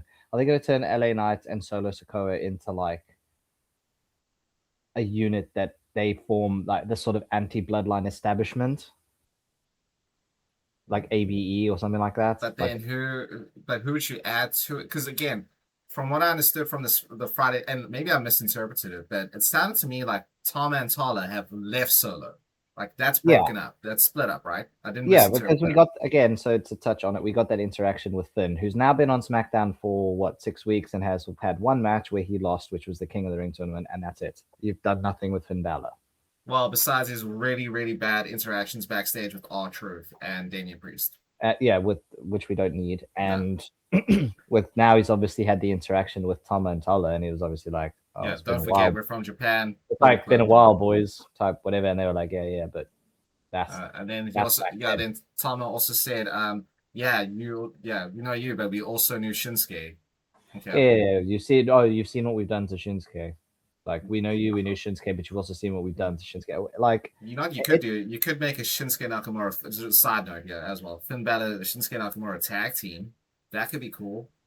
Yeah. You know, the 2 OG NXT stars, the 2 OG New Japan stars. Nothing to do with them. That could be something. Yeah, I mean, there's not much going on in those regions. I get you've taken Finn out of Judgment Day, and that's great, but now you put him on SmackDown. Put him into something. Put him into something there. Put him into something that isn't him having to deal with R-Truth and his terrible ass jokes. Yeah, which I also found, I don't want to say, like, I hope this doesn't come across wrong, but the fact that he started speaking like in a Mexican accent or a Latino phrase against the War Raiders felt kind of offensive in this day and age. Like, I get it for comedic purposes, but it felt a little bit offensive. Yeah, but it has to be, first of all, it has to be funny. And it wasn't. And it wasn't, which also didn't, because I felt the same thing. I'm like, because my first thought was, why is he doing that?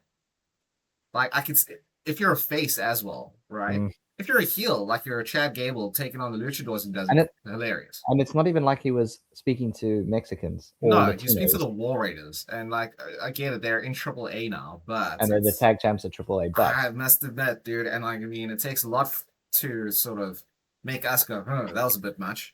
Yeah, but I get that. I'm with you on there. So, just whatever's going on there is going on there. But I get it. You could have Finn team up with Shinsuke and probably take it off of Truth and Priest or something like that. I'm just saying, like, as a side note, maybe that's what. Whatever, because there's nothing else going with the tag team.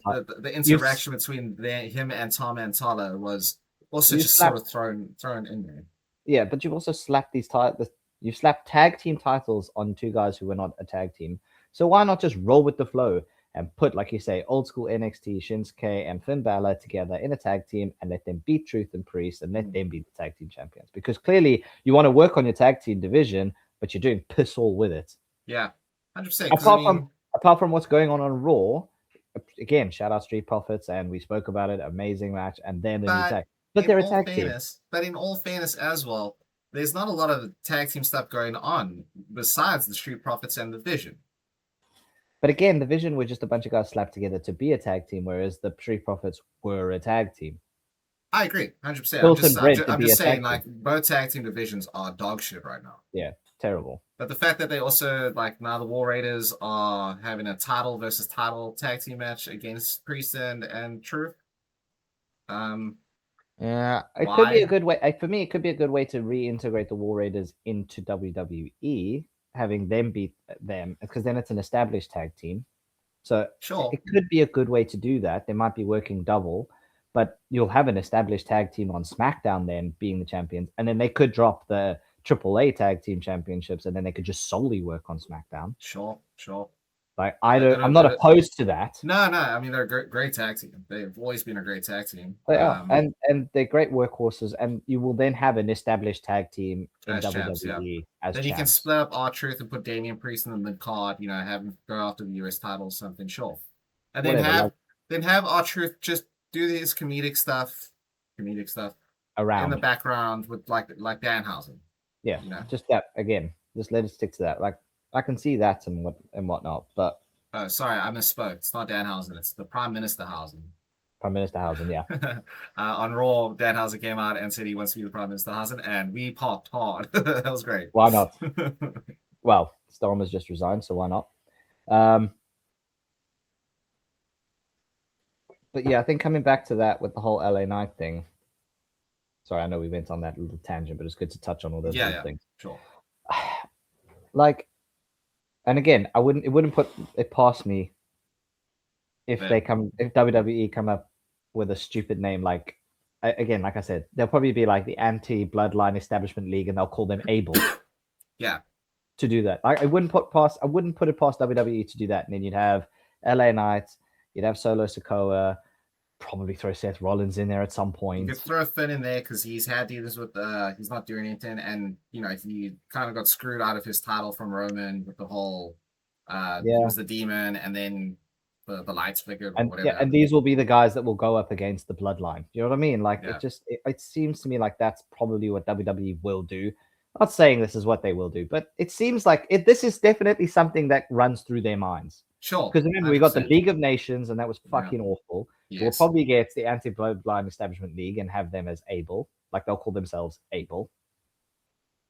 Sure. We are willing and able. Whatever shit like that. You know what I mean? Like, coming up with some stupid way to slap together guys who they have no idea what to do with to make them relevant. Yeah, I mean, you could have we're calling them Able now, actually. I like that. We could have Able versus the Bloodline for Survivor Series, because they'll definitely have a War Games. You can pre-bowl the War Games like that. Sure, that makes sense. So, you know, it's just, again, it's going to be all those guys or a bunch of guys who couldn't. Yeah. And again, the one thing that's a factor here that's so hard to put past, we don't have CM Punk, so whatever. He might be joining the Willing and Able. I can see that. I can also see something like if Cody were to lose his championship and not have a title. He has a lot of history with the Bloodline, so you get like QB1 in your team for Able. Yeah. He has history with LA Knight and Solo, so you got the numbers, you got the people. Yeah. And then Drew McIntyre, who again has now gone to shoot another movie after Highlander. Good for him. Good for him. So, he's underappreciated. They haven't given him absolutely anything. They didn't make his millions. Good for you, Drew. I appreciate that. And I can't wait for Highlander. I think it's going to be dope. It'll be sick. Well, it's got Henry Cavill in it, so it should be pretty decent, especially if they're giving him some freedom to work with the script, because he appreciates that sort of stuff. Yeah, you can tell this dude grew up watching Highlander as well, like we did. Like, he grew up doing the stuff. He grew up like Henry Cavill was chilling in his room, heading out, and he's like, "There can be only one," and then we'll play Warhammer for the rest of the afternoon. And then decided to go to the gym in the evening. Yeah, exactly. Just get absolutely stacked. You got stacked. You got handsome. It's like, and I'm a nerd.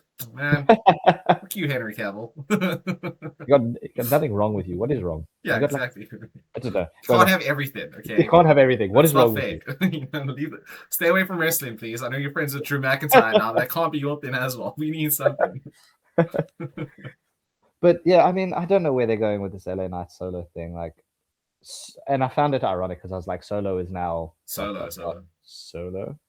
Well, look, I will say I like the fact that on Friday, on Friday, you know what I mean, on SmackDown, that he flat out said, "I hate the family." Good. None of this wishy-washy, or he might rejoin, he might not. I hate them. I want nothing to do with them. Cool. You've given this dude battle lines, and I like that. And LA Knight appreciated that as well, so I can dig that. Do you know what my problem is? Like, well, I'm bet you they're either that. So again, we could have Able versus the Bloodline or whatever. We could have something like that. I think they might find a way to get him back in the Bloodline by Roman Reigns invoking tribal conscription or something like that. Do you know what I mean? Like, it's going to be like, you said you hate the family and you don't want to be here, but I'm invoking tribal conscription and you need to be here. You only get to do it like once or something, like it's in tribal law that you can only do it if a family member is acting this way or that way or something. You know what I mean? Like, Yeah, sure. it's And I it's mean, going to be some bullshit that they write into it. but that's fine. I actually don't mind that either because you had the whole And he's only tribal there thing. So reluctantly. yeah, but that's cool because like with the what do you call the tribal claw, whatever that Drake was doing, Oh, the Tongan death the grip. tongue and death grip, right? You can make a lot of this shit up because it's like, well, it's the tribal family, so you can make up a whole bunch of stuff to make it more interesting. Yeah. That actually works incredibly well. So Yeah. like, it's the only thing that I could see going, because I mean that we've had tribal combat, and you've got the Tongan death grip, and you've got the bloodline, and you've got the family tree, Ufalafa, and the Ufalafa, and whatever. Why not just have tribal conscription? tribal conscription is good. Where I like that. the family member who is literally out of line needs to be put in place, and this is how you sort of rewire him. Yeah. So kind of like a tribal lumberjack match, sort of thing. You can do something like that with the conscriptions. Like it's me, the tribal chief versus you, the outsider. Tribal jack match, whatever. Yeah, you know, for the conscription. I like that. It's not the same as doing tribal combat where they've said, oh, if Jacob loses, he has to join the family and he has to acknowledge me or whatever. He has to join the bloodline. Yeah, it's literally going, I'm forcing you to be here. Yeah, you know, I'm making you honor me or obey me, type thing. But it's still, you can from see our ancestors down. But you can see the reluctance. It's not like he wants to be there, but you can see the reluctance. Like every time it's like, you know, acknowledge your tribal chief, and Solo's just sort of like, I don't have to. I'm here, but I'm not here. Yeah, exactly. That sort of thing, like looking his head down, and he's got this disdain look because Jacob is doing it out of, you know, the tribal combat laws type thing. But he's also not obeying Jimmy and Jay. Yeah. Whereas Solo can do the same. Tribal law says you have to listen to the head of the table. Sure, makes sense. I like. See again, this is like, that's clever. This tribal conscription is more like trying to rewire him that he is part of this family. He's part of this bloodline. This is where he belongs. Yeah, and that's what I'm saying. Like to conscript him and to rewire him, because we've seen a lot of times. Like sometimes it's like you have to get a beat down. So you have him in like a tribal lumberjack match, or you give him tribal lashes, something, you know. Yeah, it's which again, they probably won't promote that violence type thing, but I get it. Like, but that works. Yeah, it actually makes sense as to why he would, if he were to go back, as to why he'd go back. Yes, but otherwise, you then need to sort of do something with him, because I really feel sorry for Solo. Yeah, I mean, he's been so good in the terrible as the MTs were, he was good in it. No, but he is a good wrestler. He's good on the mic. He's a hard worker. Yep. He's just one of those guys. He's like a yes man, but not in the way of to please them. It's like because that's the only thing he really knows how. Sure. But he is this guy who is so good. Like he came into the bloodline doing the role that Jacob is now doing. He's being the enforcer, and he's doing what Roman told him to do. And he was doing everything to get the bloodline on top.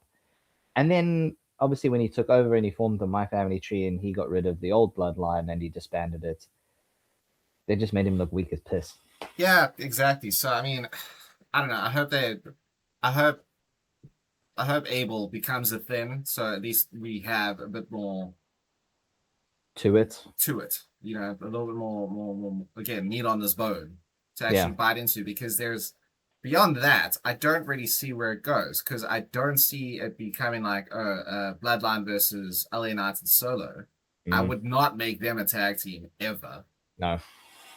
No need for it. But again, WWE loves to do that. They love to smoosh two non-tag team wrestlers together and form a tag team.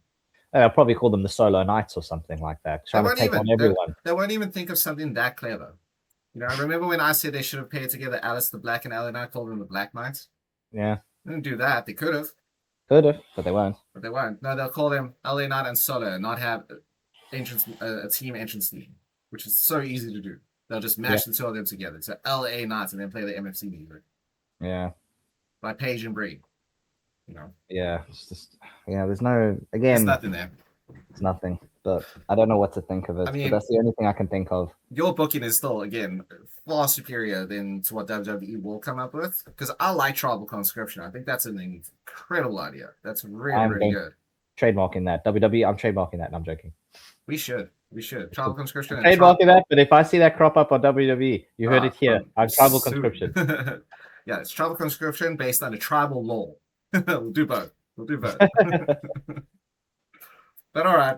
So yeah, that's I mean, in terms of WWE, that's pretty much what's going on, like in terms of the big beats. Raw was great. SmackDown was less great, except for the Sammy Gunther Cody promo. That was incredible until Jay showed up.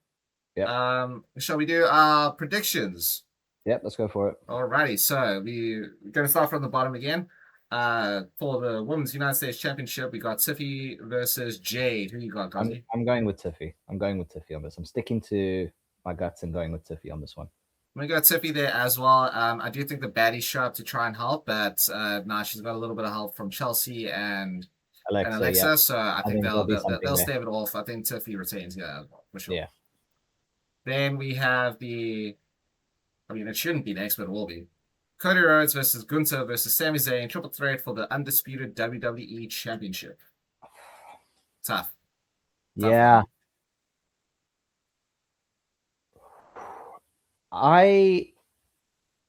Against my better judgment, I'm going Sami Zayn. With my better judgment, I'm going Sami Zayn. I think it's time. I agree, but against my better judgment, I'm going Sami Zayn. I predict Sami Zayn to win this. However, I will put the caveat of I would like Gunther to win this. So I'm going to go Sammy's going to win this, and I like Sammy to win it. Right. Like most. Because I can very much see this being a sort of Rhea Ripley versus Bianca Belair versus Io Sky thing, where they keep forgetting about Sammy because he is the middleman in this whole situation. Yeah. Right. And inevitably, they'll just start beating the absolute shit out of each other. This is where Sammy has that. Now's the opportunity that I've kept skipping against Cody. I kept skipping against Gunther. I kept skipping in all my championship matches. He's down. Maneuver kick. 1, 2, 3. In Saudi Arabia. Yep. But that's why I take that as my pick as Sami Zayn. But like I would like to say that I would like it to be Gunther. But my out and out pick is Sami Zayn to win this. Mine too. Steel cage match. Braun Breaker, Seth Rollins. I mean, my pick is gonna be Seth Rollins. My pick is gonna be Braun Breaker. I'm going for Braun Breaker on this. I mean, it's like it should have ended. I'm picking Braun Breaker. Fair enough. Any interference to help Braun Breaker win or no? Like I mentioned, unless it's Bronson Reed, I don't see the other two interfering. I think there's no point. I can see the other two interfering and the Street Profits helping out to like. I could see that happening, but I still think Braun Breaker wins this. That's my pick. There's no rhyme or reason. I'm just picking Braun Breaker. Fair enough. I'm gonna go Seth Rollins because WWE are not creative. That's my reason. Okay.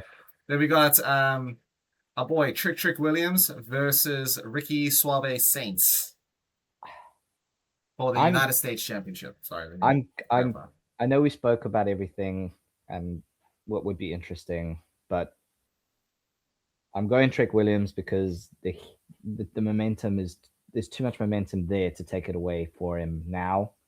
I think, so I'm going Trick Williams. I think the momentum is there with him, behind him from creative. Trick Williams is my pick for this. I'm remiss to say it, but I am going to go Trick Williams as well. Not because I don't want him to retain. I just think, again, like you said, 100% exactly what you said. The momentum's there. I think we are going to probably get an Ilya Dragunov coming in soon, or one of them. And then to actually, sort of move away from Ricky and Carmelo for a bit. But yeah, I'm going to, as much as I want Ricky to win it and for them to help tailor the title a bit, I'm going to go Trick here as well, for sure. Cool. Io Sky versus Liv Morgan for the Queen of the Ring tournament final. Do I have to pick a winner? Sadly, we do. Yeah. Our podcast kind of relies on it.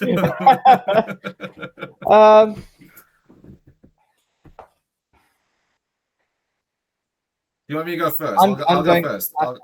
Okay, go first. I'm gonna go Liv Morgan here. I am. Before you interrupted me, I was going to go Liv Morgan. Okay.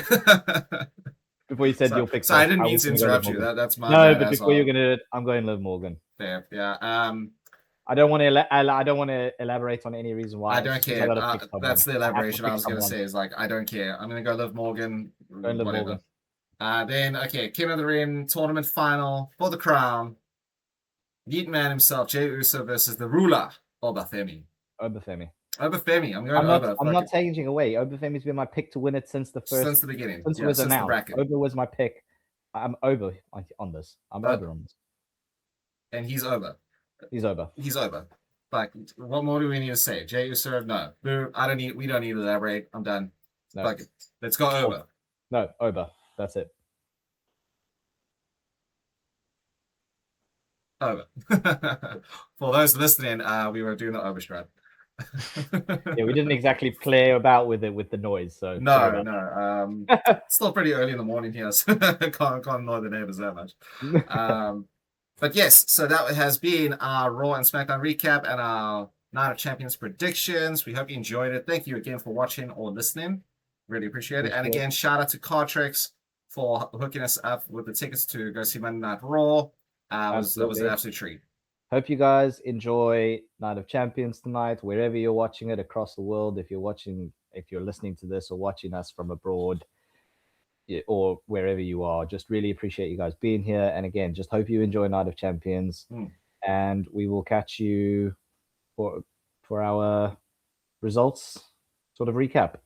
Yeah, our recap, and then we will also be doing our AEW recap into the predictions for Forbidden Kingdom, listen to me. Which is tomorrow night. So that's gonna be good. I am looking forward to Night of Champions, I must say. I think it's gonna be. I hope it's gonna be a good show.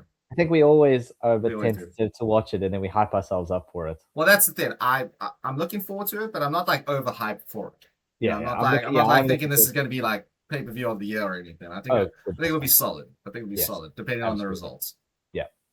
Not looking forward to all the ads, but that's a story for another day.